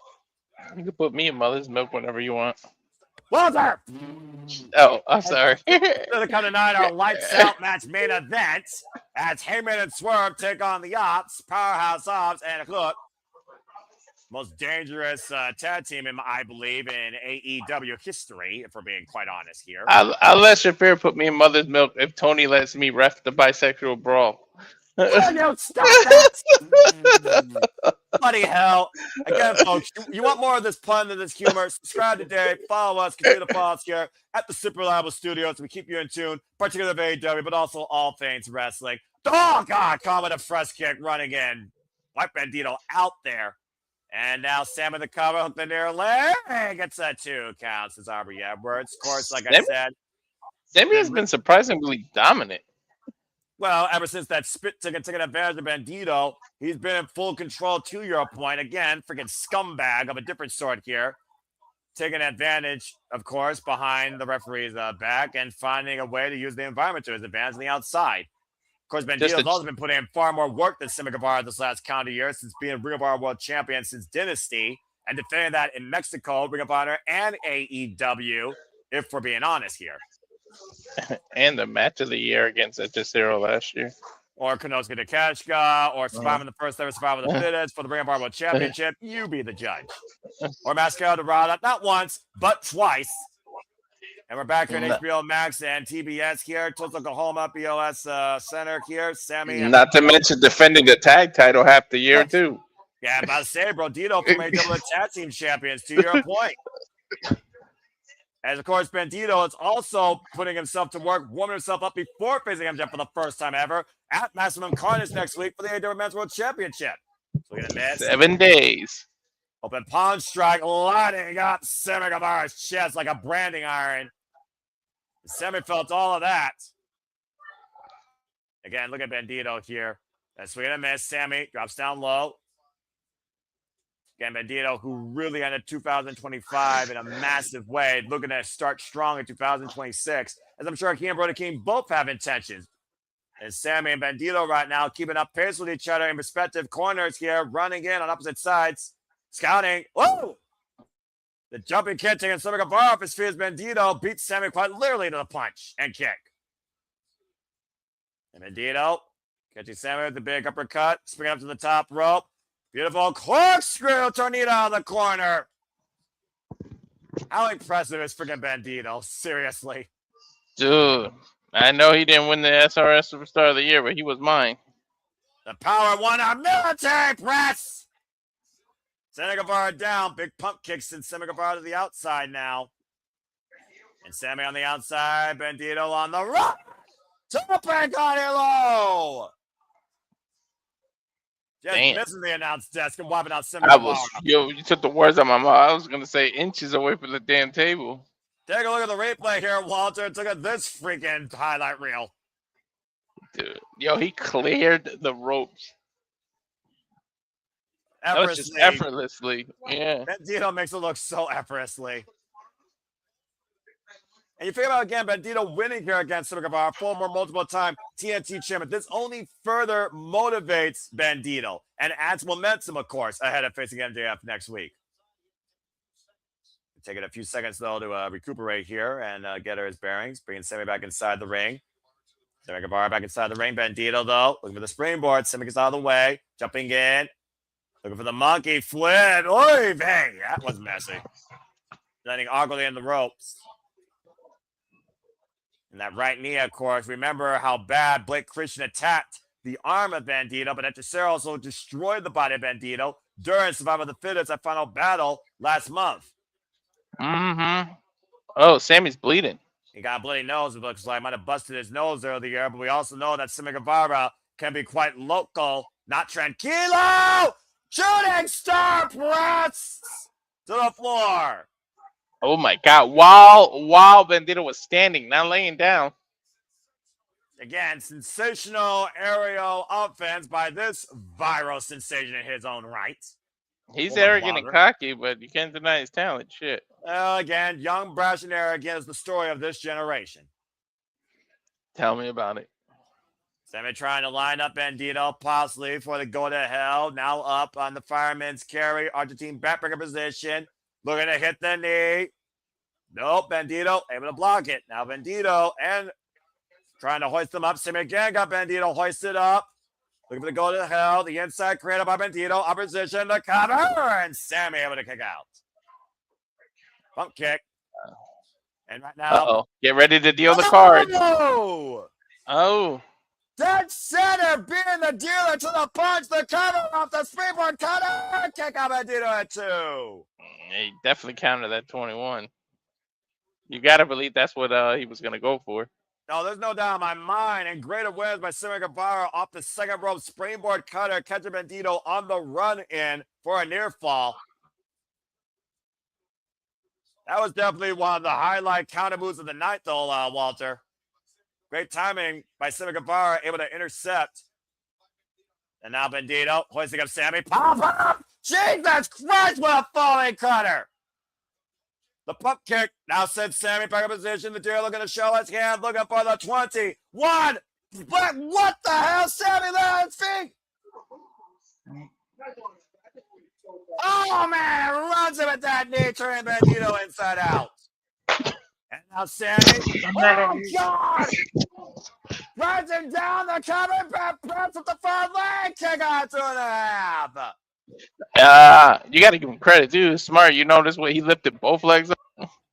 I'm about to say, Sammy's so refined in his counter wrestling here against Bandido in the second ever one-on-one encounter, first ever one-on-one encounter here tonight on AEW, beating Bandido to every finishing hold, it feels like. I think he's studied it. He's wanted this title shot so bad. Well, to your point, how long has he been waiting to get back on Dynamite to show what he truly is capable of? He's making the most of his time tonight, his chances. Ready? And he's been fighting at least, this match has been going on at least 10 minutes, too. Sammy, but that's where he's going to make a mistake. Don't mock him. I'm about to say, looking to shoot and miss it. Oh, God, Revolution X-Knee! Guevara literally on his feet. Bandido once again looking to show his hand with a 21. Blocks! Bridge cover home to Bandido with the win! Dealer didn't bust that time. Actions speak louder than words. He used too talking. Pretty damn good match, though, I gotta say, by both men here. Bandido turned Sammy inside. Oh, wait a minute. Do do do do do do do do do do. Is he gonna wear a sombrero or something to make fun of him? What's he gonna do? All he has to wear is that Triple B, bro, to show how better he is than you, and you know it. As again, here comes our brand new AEW Men's World Champion. 2026 is the year of MJF. But we also did talk about earlier, next week, his first defense will be against Bandido in a first time ever one-on-one matchup. Looks like he's going to have some words to say. Oh, God. MJF, of course, bursting back on the scene, cashing in his contract he won last year at All In, and winning that Threw a piece of gum at the crowd. What would you expect anything less from him? No. And of course, at World's End, reclaiming his Triple B, pinning Samoa Joe. Looks like he's got a translator here. And yeah, who is this? A translator, I guess? I believe so.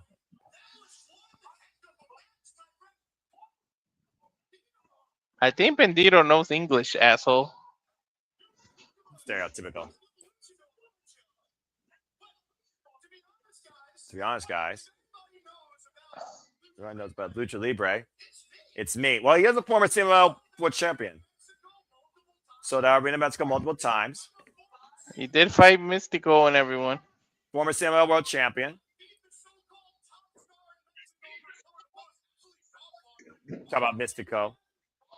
Mm-hmm. Mystico. Who It's cares? a It doesn't mystery. matter.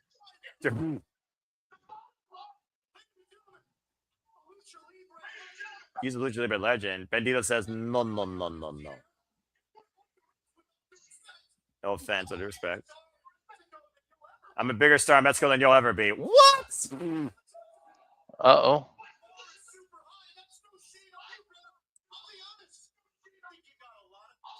Sammy's saying, I think you got a lot of potential.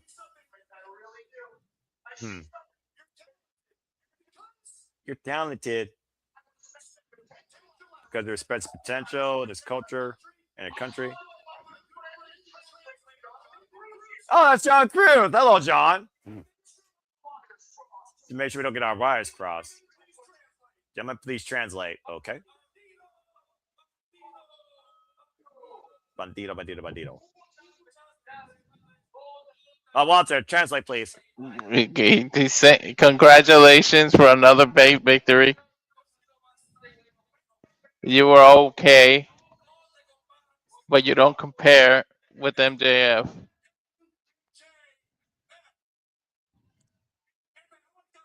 The best champion in AEW ever. The best champion of the Lucha Libre.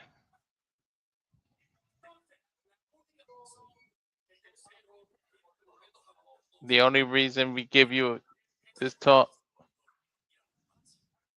the most important,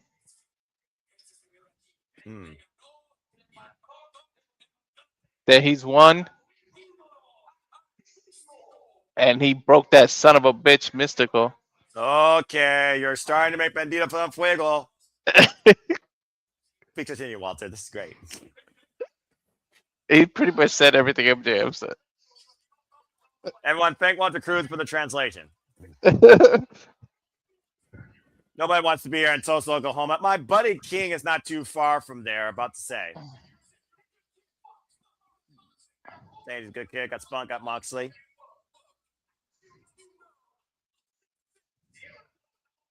I have 6 Dynamite diamond rings. That's true. That he does. And I can remember not a single one of them on. There's the asshole chant. We were waiting for that. No longer a scumbag chant. Charlotte Fink. It's right from the ring on the finger. Doesn't belong to you. It belongs to me. Belongs to me. So all due respect, I'd like you to hand the ring over to me. Let's skip the match. That ain't gonna happen. We'll be able to absolute crap out of you. You don't have a prayer? Really?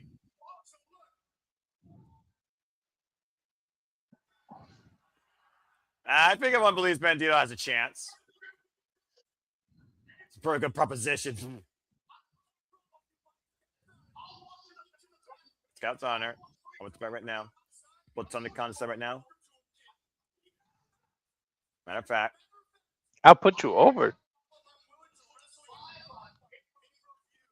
I'm willing to let you know, Red 11 preview, in 5-10 years from now. Oh, please. Revolution's in March. He's just gonna translate it. I don't think Bandido needs a translation. Yeah, I could sworn he spoke English. I can speak You're right. English. You're right.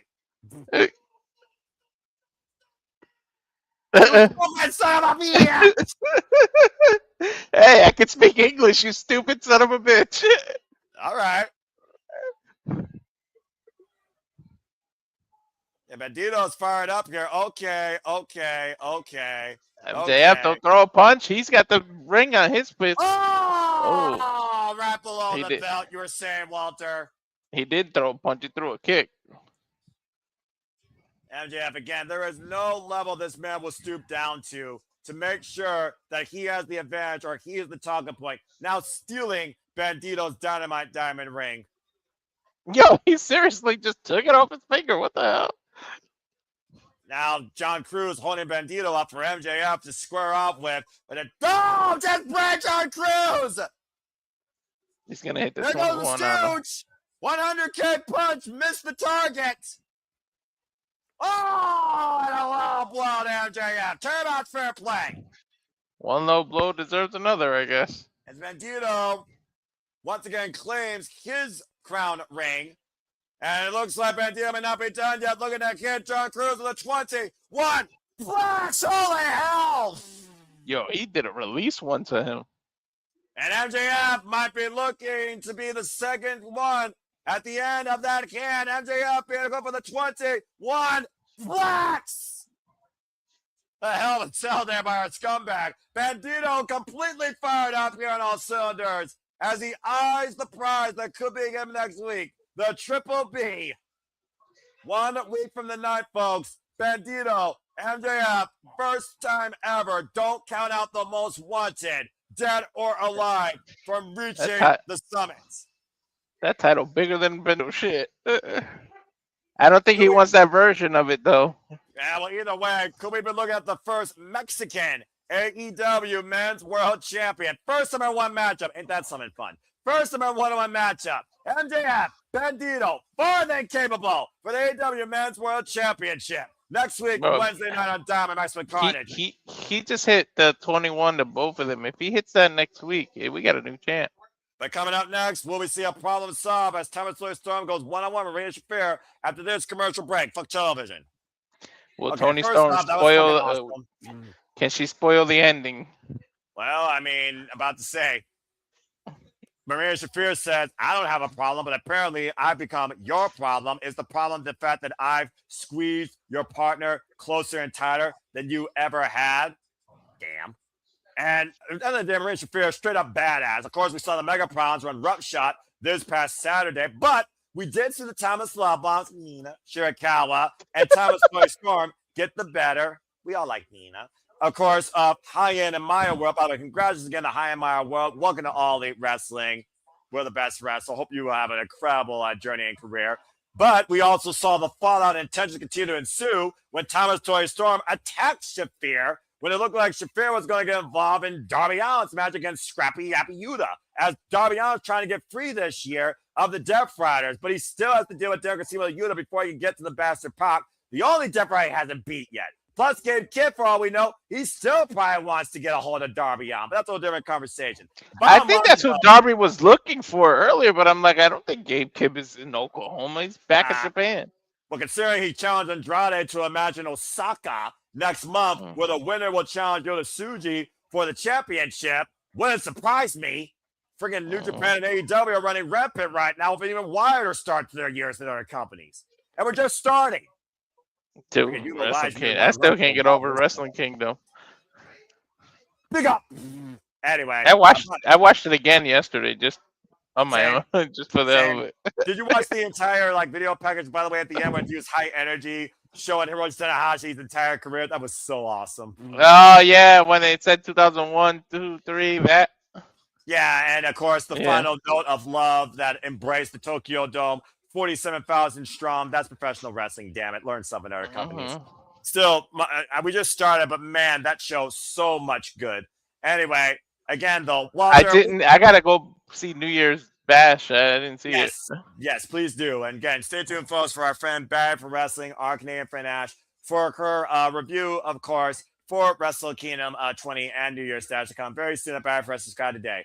Okay, Walter, so go ahead, talk about this real quick in the most professional way possible. This is the first time ever one-on-one matchup, believe it or not, folks. But this has been brewing since freaking Blood and Guts. After Thomas Storm had to surrender as Mina Shirakawa was being smothered and beaten like a government mule by the Mega Problems, Marina Shafir, and of course, Megan Bain. Of course, the Mega Problems lost to the Timeless Law Bombs in a Holiday Hardcore Death match in the AEW Women's Tag Championship Tournament. But since then, physically escalated from there with mixed nuts mayhem and pockets, maybe causing envy as of late for Thomas Toy Storm and Mina Shirakawa. Mixed nuts. It's I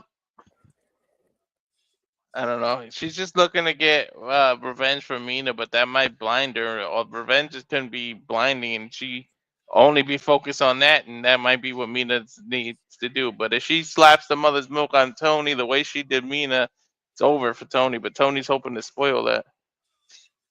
And of course, Brody King looking to bring violence! Violence! Is he back in the singles division? I wouldn't surprise me. I mean, again, they're always brothers, but Brody King might be looking for a new start this year. And he says coming for the throne. Uh-oh. But Big Bad Brody King might be looking to get his day in the spotlight. Speaking of which... Yes! Thank you, Walter. As spotlight, please, where King's not in the chat, as we welcome in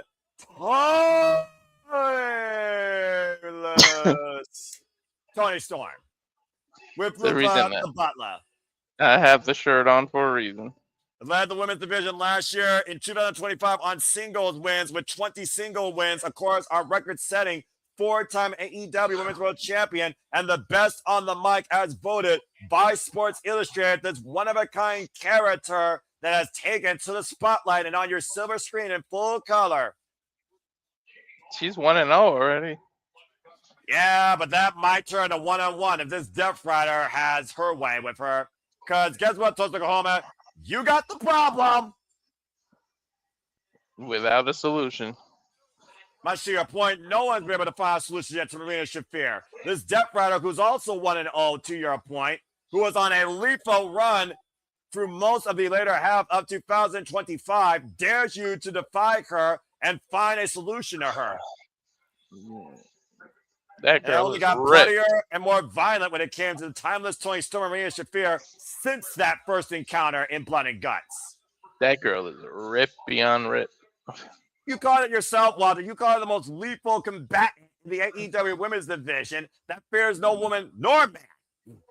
I think she's very well capable of running the Death Riders herself. And of course, Marina Shafir already does that to a degree as she trains everyone in the Death Riders, including John Moxley. Of course, there we go. Shoes off. Well, again, she is a former mixed martial artist, one of the 4 horsewomen of MMA. Former, of course, discipline, Judokan, and Jiu-Jitsu. Thomas Toni Storm, though, squaring up, it looks like, with fisticuffs. Again, folks, first ever one-on-one matchup. Nobody in the corners. Bell rings are underway for Paul Turner for this contest. The only one out here is blue for the Butler. You almost wonder if Thomas Toni Storm asked Mina Shirakawa to stay away from this. We just saw our first Judokan gold medalist in New Japan debut. Now look, Marina. Yeah, Aaron Wolf, of course, became the network champion, beating Evil. Thank Christ. The step over. Marina Shafir, great cartwheel escape into the rear naked hold. And of course, talk about the judo and the mixed martial arts background. You being, of course, an expert at MMA, Walter, can talk much more about the disciplines of Marina Shafir and why it makes her so dangerous here. There's a judo throw right there and immediately into an ankle lock. Or yeah, actually, Marina, she's not doing an ankle lock. She's crossing her legs. I remember what she asked Mina Shirakawa to do, by the way. Do better. You wonder if Thomas Toni Storm can do better. And traps I the don't arm. know. Oh my god. Oh, I thought she was gonna add it to the legs. Constantly Ooh, Storm, nice though, great kick up. takeover.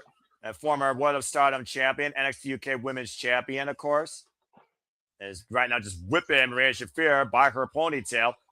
The boot kick right there. Drive Shafir to the outside. Coming up next to the con, by the way, folks, a lights out main event. Hip attack, drive Shafir to the floor. Shafir can't forget how strong Toni is either. This has been a tremendous episode of Dynamite, by the way, top to bottom. This has been great. Hell yeah. Open palm. And go, they see the Death Riders with Yuta and Daniel Garcia also at ringside. Damn. Trying to. I say, there's nothing innocent about any of these Death Riders here. Don't forget, they put their hands on Toni already in that mixed nuts match. So, they're not afraid to put their hands on her. Oh, well, right now, they need to focus on Maria Shafir. As Thomas Toni Storm's trapped in a triangle, and Shafir literally dragging Toni Storm by her hair back towards center of the ring. There's a cover, though. We saw the stack up earlier. Cost Shelton Benjamin. Nearly got her there. Oh, Hiranagi. Maria Shafir against Death Riders versus the World, and Shafir is commanding this match so far. Will the problem be solved? Stay tuned for a special quiet picture-in-picture. Don't go anywhere. Fuck television. I do wonder, though, does Shafir and Megan Bayne still have intentions of becoming AEW Women's World Tag Team Champions? It was this. And right now, Shafir and Toni Storm, again, squaring up in the middle of the ring. Shafir, of course, like I said, current Defy Women's Champion. Thomas Toni Storm, former 4-time AEW Women's World Champion, losing to Chris Statlander last year at All Out when she called her own bloody mother. And lost the follow-up one-on-one match first for those two at Wrestle Dream. Mother. Beautiful. These are nice counters with the pin, but that's not the real way you reverse a triangle. You have to step through and cause the space in between the legs of the other person. But you have to literally step through it. You and I talk about this all the time, though, Walter. This isn't the MMA. This is professional wrestling, damn it. And we're in AEW where they actually work and wrestle, damn it. I know. I'm pointing out to people how you really reverse a triangle, but you got to be quick because it'll cut you. Yeah, it'll cut your oxygen off real quick. Or take your arm out of your socket if they trap the arm, as we've seen that many times by one Zack Sabre Jr. New Japan Pro Wrestling. And big open palm strike by Shafir here. Thomas Toni Storm being lit up like a Christmas tree post-Christmas here. But seriously, if they have you in it like that, your best shit, you got to try to sit. To spread. If you sit on your butt, you're gonna straighten their legs out. What up, King? Cover 2, hook of the leg and shoulder. Gets a 2 count. There's my brother from another mother. Shout out to my brother, the Cajun King A Train. We gotta do it up again soon at TW Star. You gotta join us on one of these lot salons, bro. Life is good, man. We're at AEW and we're enjoying professional wrestling since Wrestle Kingdom. Snap suplex by Shafir. Hope you and your family are doing well as well. And Happy New Year to you, man. Appreciate nothing but love and an honorable evening to you. And maybe you actually have an answer to this problem. I don't know if Toni Storm does right now. Their spiders got lit up with that. She seriously did that snap super hard. We've heard of the whiplash effect and the disorientation right now that not only throws Thomas Toni Storm off, but might also make her easier to capacitate mother's milk. Yeah, but don't play with your food. Now she's just kind of mocking her, kicking her in the face. Don't play with your food now. I don't know if it's playing or testing. I look at Maria Shafir and I look at her like this. She's calculated and she's testing anyone she's in the ring with. Remember, she's the Death Rider that disciplines the Death Riders. John Moxley's pointed out at one point, no one wanted to wrestle Shafir. It's good that she's Shafir actually in the ring because people actually want to try and test themselves against her because he claimed that no one wanted to be in the ring against her. Now, was it because how dangerous she was or how unprepared she was? John Moxley chose me. Oh, my God. The modified bow and arrow, the cover. Go ahead. She had a Mexican surfboard on. I was saying, yeah, how's Maria Shafir on your transitional scale of wrestling there, Walter? Awesome, dude. She literally pretzeled her and then gave her the Mexican surfboard. That's crazy. And about to say, welcome back, folks, to the AEW Dynamite, the first Dynamite of the new year. Thomas Toni Storm taking on Maria Shafir for the first time ever on behalf of her forever timeless lover, Marina Shirakawa. And Thomas. You notice what she's doing, right? She keeps attacking her throat, so when she slaps the mother's milk, trapping the head and do the DDT. Looking for that head scissors DDT. Didn't get all of it, but got enough of it though. I think yeah, that side of the kick to the side of the temple will do it though. High step by Shafir. 2 count. Kick out by Toni Storm. I think she's getting frustrated that Toni is kicking out. Like, how dare you? I almost look at Marina Shafir like a machine, the way she adapts against her opponent. Bro, she's literally the Terminator. I think she's about to try to slap the mother's milk on. And she's mocking the dancing. And mocking Orange Cassidy as it takes 2 to tango here. And it might be the last dance for timeless Toni Storm. It's a nice trip, though. As Marina Shafir shows, she could be both as serious and as comical. Yeah, but that could be her undoing. You don't want to get too cocky. Tony's a 2-time champ. Hey, shout out, by the way, to good old JM, Jeff motherfucking Beecham. Thanks so much for dropping by, my friend. And again, to your point, it may come back and haunt to the waist slot, rip, cord. And now Shafir bringing Toni Storm back inside. Ooh. Ooh. Oh, I thought she was mocking the dance moves, but she was actually attacking her back. Yeah, shot to the small of the back, by the way, with the knuckles against the lower vertebrae. The longer this match goes, the longer it favors Marina Shafir at this point. Shafir again, though. She's dipped her. Who knew she could 2-step? Yeah, Russians can dance. She's right now pummeling psychologically and physically Thomas Toni Storm. I didn't expect this out of her tonight. Bro, she's taunting her. She's beating her ass. She's doing a lot. Oh, and Toni Storm blasts out of the corner with that drop kick. Told you that could be her undoing. And by the say, Toni Storm hiking it up. Might be looking for her first close-up. Lights coming at you. Dolphin man in the bare foot of freaking Shafir. Dude, that's the ball of the foot to the jaw. That'll knock you out. Oh, and that's the up kick by Thomas Toni Storm to Shafir. And by the way, the headbutt. The biggest package on Shafir. The cover. Inside cradle. Being pulled out by Willa Yuta. That's how she defended her title against Megan Bayne, that inside cradle. And again, thanks to Willa Yuta's interference, the referee called this match off. This disqualification. I don't think they care about the win. They're just going to beat the hell out of Toni now. So Toni's 2-0. And Paul Turner, oh my God, knock the fuck out by Shafir. Told you. The rest of the conglomeration are probably on their way now. Marina Shafir with one right hand just dropped Thomas Toni Storm. And once again, that toe kick dropped Mina. Mina lands on Toni trying to defend her. Here's the Butler. I don't think this is a wise move, Lufa. Lufa. Steadfast Butler is a world of trouble here. I don't think he's a trained professional wrestler. No, wait a minute. Roderick Strong. And Orange Cassidy. Well, you did call the conglomeration earlier. He's just casual from wherever and whatever. Well, I mean, you might want to hurry up and save your dance partner. Well, one thing's for sure. Roderick Strong and Orange Cassidy, they may not conglomerate, but they both can agree that they don't want nothing to do with the Death Riders attacking anyone else tonight. But again, Marina Shafir remains a problem unsolved, knocking out Timeless Toni Storm and Marina Shafir went, the CMLL champ. And of course, no love lost as Roderick Strong was the one to eliminate from the Continental Classic, lest we forget. Business might be picking up here again. This ain't over. The discretion, the better part of valor, as Marina Shafir calls off the troops for the time being. Well, we already had a mixed nut tag. I mean, where else can we go? Orange Cassidy hoisting up Timeless Toni Storm. There's a screenshot for you, folks.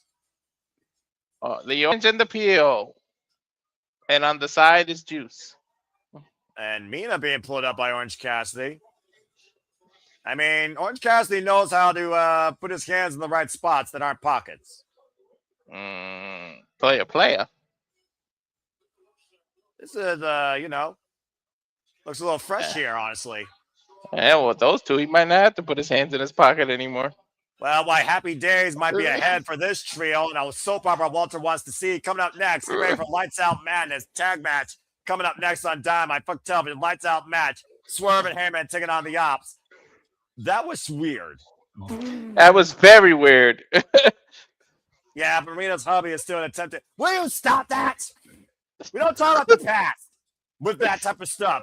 Roderick Strong and Rhea Shafir are badasses, and that's all that matters right now. Too busy planning his next attempt on Phoenix. Oh, Jesus Christ. Jeff is never going to let that live up. He's never going to let that. It's never going to let that go. So, again, for those that are tuning in, Rhea Shafir just knocked Thomas Storm the fuck out. And Thomas Storm did win the disqualification as Rhea Shafir was dropped via toe kick and fell into the unconscious bosom of her forever lover as the conglomeration fed up the Death Riders from further assault and Simon Lou for the Butler. And that concludes Act 2. Get ready for Act 3. Bloody hell. Why do I love this so much? All right, because it's AEW. Act 3 is the juice. We already had the orange, the peel, and Act 3 is the juice. Will you stop that? Look, Act 4 would be the seed.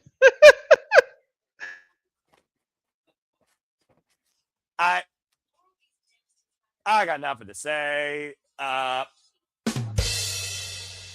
Ladies and gentlemen, Walter Cruz, he'll be here all night. If you subscribe to Rage the Rest of the Day, you get more funny puns like this. If you want to see us cover more AEW Dynamite as the peel falls, stay tuned for more AEW coverage because this is becoming way too much fun, I think, for me and Walter. It's as the orange peels. So stupid. Okay, so you got. Fuck it. I can't work with this. Ah! Oh, God. This night's here. Yes, Jeff. This night certainly has been something. Something! Freaking Jake Doyle, whatever. I love AEW so much. Oh, my gosh. Freaking Toni Storm dropped. That was ridiculous. Well, oh my gosh. If AEW doesn't take advantage and sell some kind of drink from Orange and Tony, it's gonna be a timeless Orange Julius. Right? Exactly. I would actually order that, by the way. Seriously. The juice would be it'll be the Orange Storm. It'll be a new flavor of Gatorade or something. The Orange Storm. I would actually drink that probably. Laura, immediately after Dynamite, by the way, programming note, folks, on the Greg Cherry brand. Join Greg and Jeff motherfucking Meacham and Matty Laws and Big G for all the Cherry 2 random, even for shenanigans, with the Greg Cherry Show, of course, at the Greg Cherry brand. As we go backstage with the bastard programming Nate Paquette. Oh my gosh. Yeah, now we getting serious when Pac's on the screen. Yeah, exactly. What about the match? You want to talk about a mood killer? I'm going to be all in. Let me be very clear. You've just Darby twice. Beaten Darby twice. So our relationship is very well established. He's the winner, and he's the loser. And no.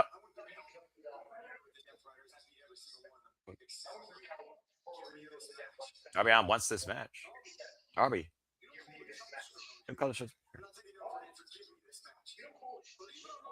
Living up, Darby.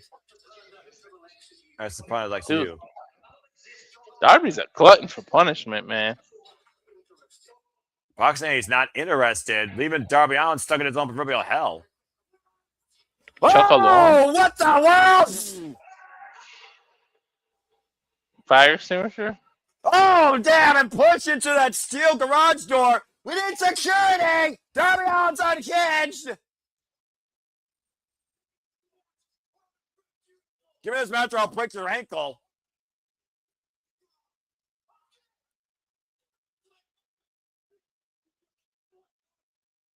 Whoa. And the Death Rider is a second too late from Pac's ankle being shattered as Darby Allin was literally going to be suicidal with Pac's lower body. But it sounds like Darby Allin's match to freedom has been granted. And now, folks, get ready for all shit to hit the fan. Oh, boy. Buckle up, Walter. It's time for the most violent match of the night. AEW will not be responsible, they said. Oh, shit. This is unsanctioned. Lights out tag team match. Toni is released from all liability.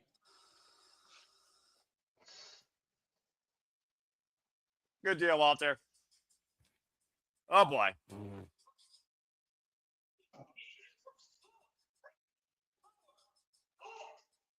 Again, folks, I want to thank you all for tuning into our coverage of AEW Dynamite tonight. I hope you all have extremely enjoyed. If you want to see more of this, just simply say yes in the chat. I would love to cover this as much as I can. This is the highlight of the week, this AEW Dynamite. And of course, this is our main event, Lights Out.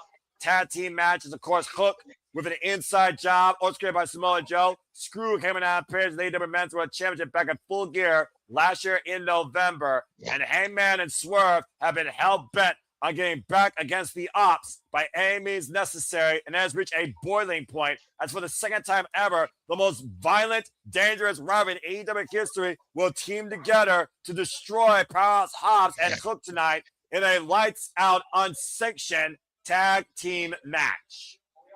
Joe won't be far behind in these non-playable characters either, so it's a lights-out match. You know that it's not just 2-on-2. It's going to be 2 against 20. Those non-playable characters are going to come out. And, of course, Hangman Page and Swerve Strickland, chained by circumstance, one looking for his own spot at the top, looking to take at the expense of the other, while one rides high into the sunset, former two-time AEW Men's World Champion alongside former one-time AEW Men's World Champion, Hangman Page and Swerve Strickland. Of course, the most violent rivalry in AEW history come together tonight against a common foe. Sit. And of course, like you said, Walter, anything these four men do to each other, AEW will not be held responsible. Whose house? And folks, we will stay with this match as long as it takes. Expect an overtime for the duration, as this match does have a 60-minute time limit. Well, who's going to help these two? Because if the Opps is going to come out with Joe and all those NPCs, like, who's going to help these two? Well, that being said, do you really think Hangman and Swerve want help or need help? You talked about before how dangerous these men are. Let's not forget, Walter, the last time these two shared a ring together in singles action was a lights-out steel cage match, and one man damn near sit there and concuss the other. Yeah, you're doing it completely wrongly. And about to say, of course, the last time as I talked about, these two men shared a ring together was literally AEW All Out inside the lights-out steel cage back in 2024 until 2025. They found closure and respect in one another to free the AEW Men's World Championship from John Moxley and the Death Riders. Of course, Swerve, no stranger to Powerhouse Hobbs, and Hangman literally put Hook underneath his own learning wing as Hook betrayed him and Eddie Kingston as an inside job by Samoa Joe, led to Samoa Joe becoming a two-time AEW Men's World Champion. Hook, former FTW champion. Powerhouse Hobbs, also former FTW champion. Oh, boy. Lights out match. They're literally the lights are out. Look. This is going to be dangerous. Hangman Swerve into the ring as this lights out match getting underway here in Tulsa, Oklahoma. I can't see it. I don't need to put it this dark. I'm about to say, it's lights out, dude. We're after hours. You could be drunk. You could be sober. You could be as dangerous. You could be as maniacal as you want. Nothing is off limits here. And Hook taken right now by Swerve into the barricade while Powerhouse Hobbs is taking a Hangman Page the opposite side. Let's not forget, Hangman sent Powerhouse Hobbs to the hospital, by the way, in a false count anywhere match recently. And we need better spotlights. About that. No, hell no, I ain't forget about that. And, of course, Swerve Strickland, the first time he faced Hangman was a Texas Death Match at Full Gear a few years ago, 2023, actually. And Hobbs wiping out Swerve on the outside. Swerve coming back, of course, from that ankle injury. Powerhouse Hobbs the lariat, and Powerhouse Hobbs is nothing but power. I think it was an MCL. Yeah, it was an MCL. MCL, ACL, UCL. You can ask Chris Statler about all three of those things. Of course, Penelope Porter's out indefinitely due to a UCL. Again, anything goes. No count out, no revocation, no restriction. Swing and a miss by Powerhouse Hobbs against Swerve's head in that ring post. Steve, right? Swerve off. You gotta think so. The only thing that limits you here is your reckless abandonment for you and your opponent's well-being. Bro, you're only limited by your imaginations. Ooh, look at Hangman coming out of nowhere. We are talking about 4 lethal imaginations here. Hobbs driven into the ring, chair on the throat. These two are on the same side tonight. We already know what their imagination does when they're on opposition. That's a fair point. And Hobbs moves on the outside right now, and Hook being left alone to the slaughter by 2 former AEW Men's World Champions, Strickland and Hangman Page. Good luck, Hook. Vendetta. Yeah, I'm about to say, this personal vendetta Hook set himself up for. I think Hangman's going to do a moonsault. Oh, yeah, moonsault to your point. Hobbs went down the outside and Swerve. Driving a hook on the apron. Hardest part of the ring. And right now, Swerve and Hangman being slow and methodical here with this punishment tonight. That's I don't know if that's a scary look on Swerve's face, man. And as lights out unsanctioned, as the light's been brought back up for the time being once again. As the Opps, Powerhouse, Hobbs, and Hook being taken out right now by Swerve and Hangman Page. And again, a match where there is no liability, might I add. I think there must be a storm in Oklahoma. I don't think they're doing that on purpose with the lights. I feel like Tulsa, Oklahoma would rather deal with a dust storm than these 2 men on the same page against you. You see that storm and Hop? Yeah, they're about to feel the storm. Shit.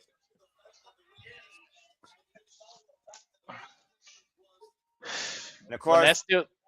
go ahead. Sorry, no, go ahead. I'm afraid when that steel chair comes into play of what he's gonna do. I'm about to say steel chair right around Heyman's fist and Hook immediately on the run, knowing that Heyman is looking to break him. And Hobbs running through Heyman, crushing him with the crossbody. You know he's going to choke him out with the ropes and the chain, right? He's going to hang him, watch. You really think that might be the ending sight or the most dangerous sight we see here? I don't know. His name is Hangman, right? That's a fair point. Swerve right now in control, though. Up on the apron again. Scouting the Opps. And Hook, though, meaning Swerve with a big right. I think he was going for a PK kick before Hook interfered. Yeah, right now, Hook and Swerve squaring off here. Hook trying to test his mettle against the most dangerous man in AEW. Gets caught with a boot to the bridge of the nose. Swerve's like this fucking net. Wait, man. Hook, though, might have Swerve Hook with a T-bone suplex on the apron. Forget who his father is, dude. Don't underestimate Hook.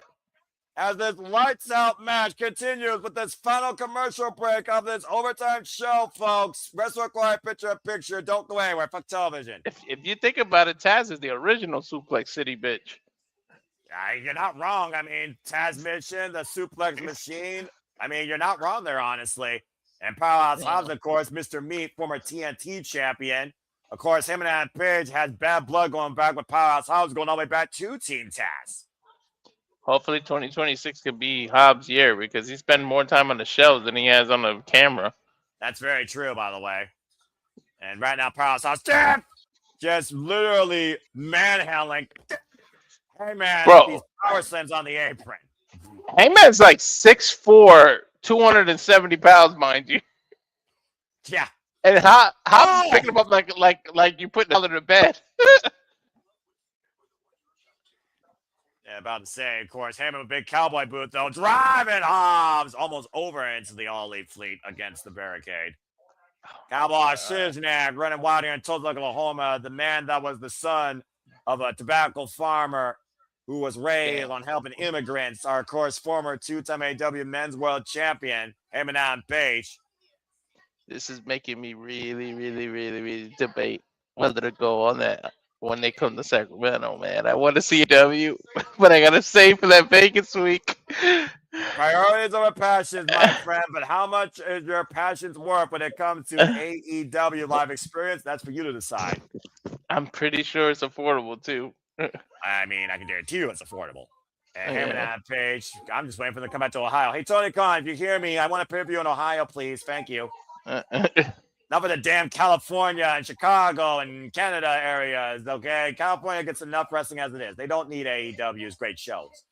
And right now, Hook. Hey, I got Dynamite. It's okay. It's on my day off, too. I don't even need to request it. You got the ballot form at some point. Shut up. Oh! Remember, Jeff. I'm new here though, so I'm not spoiled like Jeff and JJ are. Okay, that's fine. Fine, I'll give you that. Hangman Page isolated right now, though, by the Opps, and a vicious suplex by Powerhouse Hobbs and Hangman Page. As Hook sets up the furniture. We got chairs, we got tables, we got chains. What the hell else are these madmen going to bring out? Again, folks, lights out. Expect the most violence, is all I got to say. First ever lights out tag team match in AEW Dynamite history. Of course, the first ever lights out match in AEW history was Kenny by God Omega versus John Moxley at AEW Full Gear. I don't think we've seen the women go lights out yet, which actually surprises me. They've gone to the hardcore and the most violent, far better than other companies. Dude, don't give Tony Khan ideas with Shafir and everybody. And Sky Blue was born hardcore out of the womb. She's probably asking for it.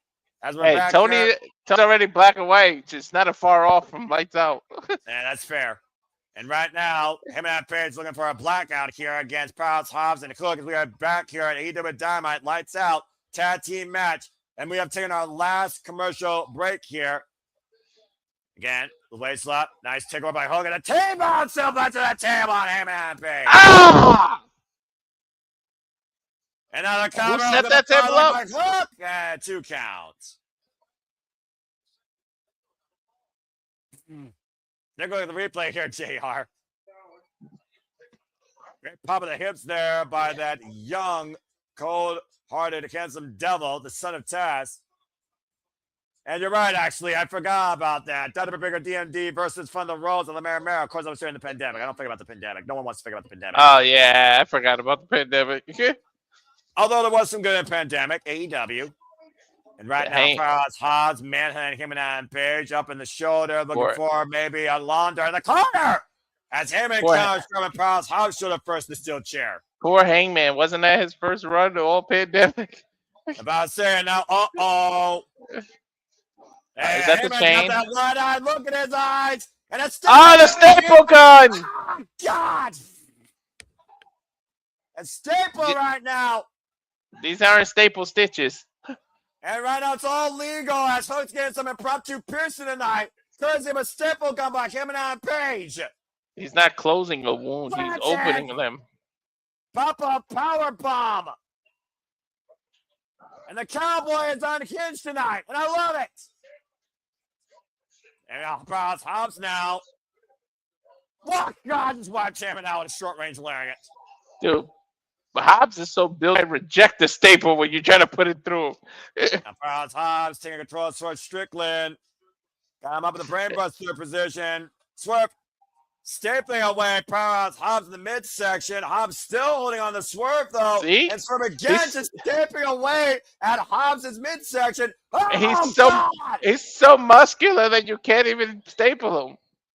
A piece of plywall, though. Oh, and a staple! Right where the mommy-daddy button is. And a rolling arrow takes Hobbs down. That ain't no muscle going to protect you there. About to say, even Powerhouse Hobbs has a sensitive section of his body. Mm-hmm. Good God. Took a plywood board over the head and a staple right to the groin to take Powerhouse Hobbs down. Put the hammer. I told you. I don't want to know what these two are capable of when they put their minds together. There it is. Look, Wednesday, February 18th, Sacramento. Yeah, and the fact they're on the same page here tonight, they're tag partners. Walter, oh, dear God. Is that a door? Oh, that is a cinder block pallet. That's a bed of cinder block. Oh, my God. Yeah, you want to talk about something else that really echoes these two's history. Anything goes here, Walter. Anything goes. It's a lights-out tag team match. Oh, my God. They're going to flex them on that, aren't they? Well, considering how many cinder blocks Hangman and Swerve have driven through each other's heads and spines. How do they not have PTSD just staring at them? About to say, Hangman and Swerve right now trying to just get their footing over that apron tarp and bring this cinder block bed into the ring. The tarp is blocking them. About to say, remember the first cinder block literally was driven from the back of Hangman's head by Swerve Strickland, and we saw a cinder block not shattered, but bust the spines of both Hangman and Swerve inside the lights out steel cage match. They're gonna suplex poor Hook on it. Hook right now running like a scolded dog in the night. Can't say I don't blame him here.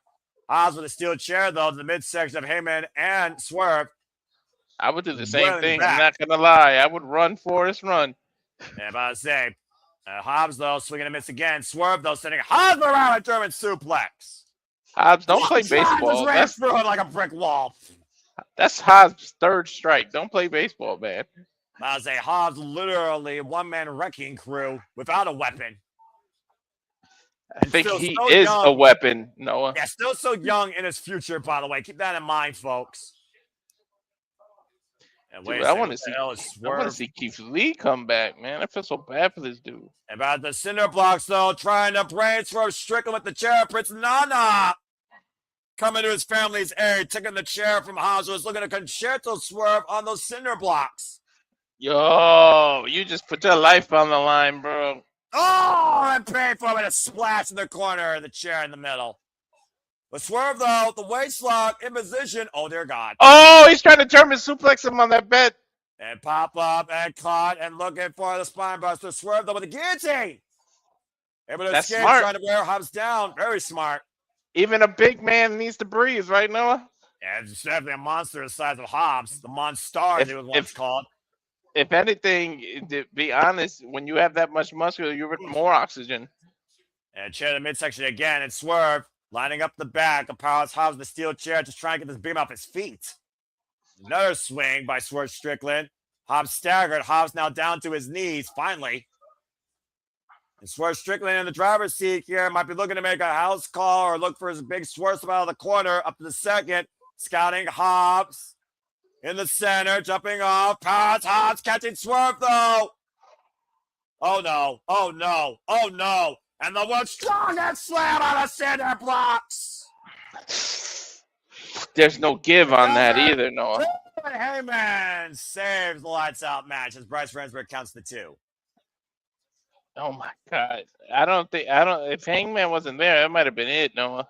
And no kidding, it's Hangman right now trying to throw his body through Hobbs, rolling elbow off the lariat, Hobbs about the ropes. Now Hangman trying to hoist Hobbs up for the deadline. Hobbs clubbing away the Hangman. You can't get this man up for that, can you? You realize who you're talking about, right? And but that sets him up for the buckshot. And Hook again. Swing and a miss. The Bandido. Oh, and the Opps JoJo. I told you. Didn't I say the Opps NPCs were going to come out? Yeah, you absolutely did. With a steel pipe in hand, by the way, by one of them. It's a 4-on-1 mugging right now on the Hangman. The other members of the Opps JoJo are underneath the guiding light of Samoa Joe.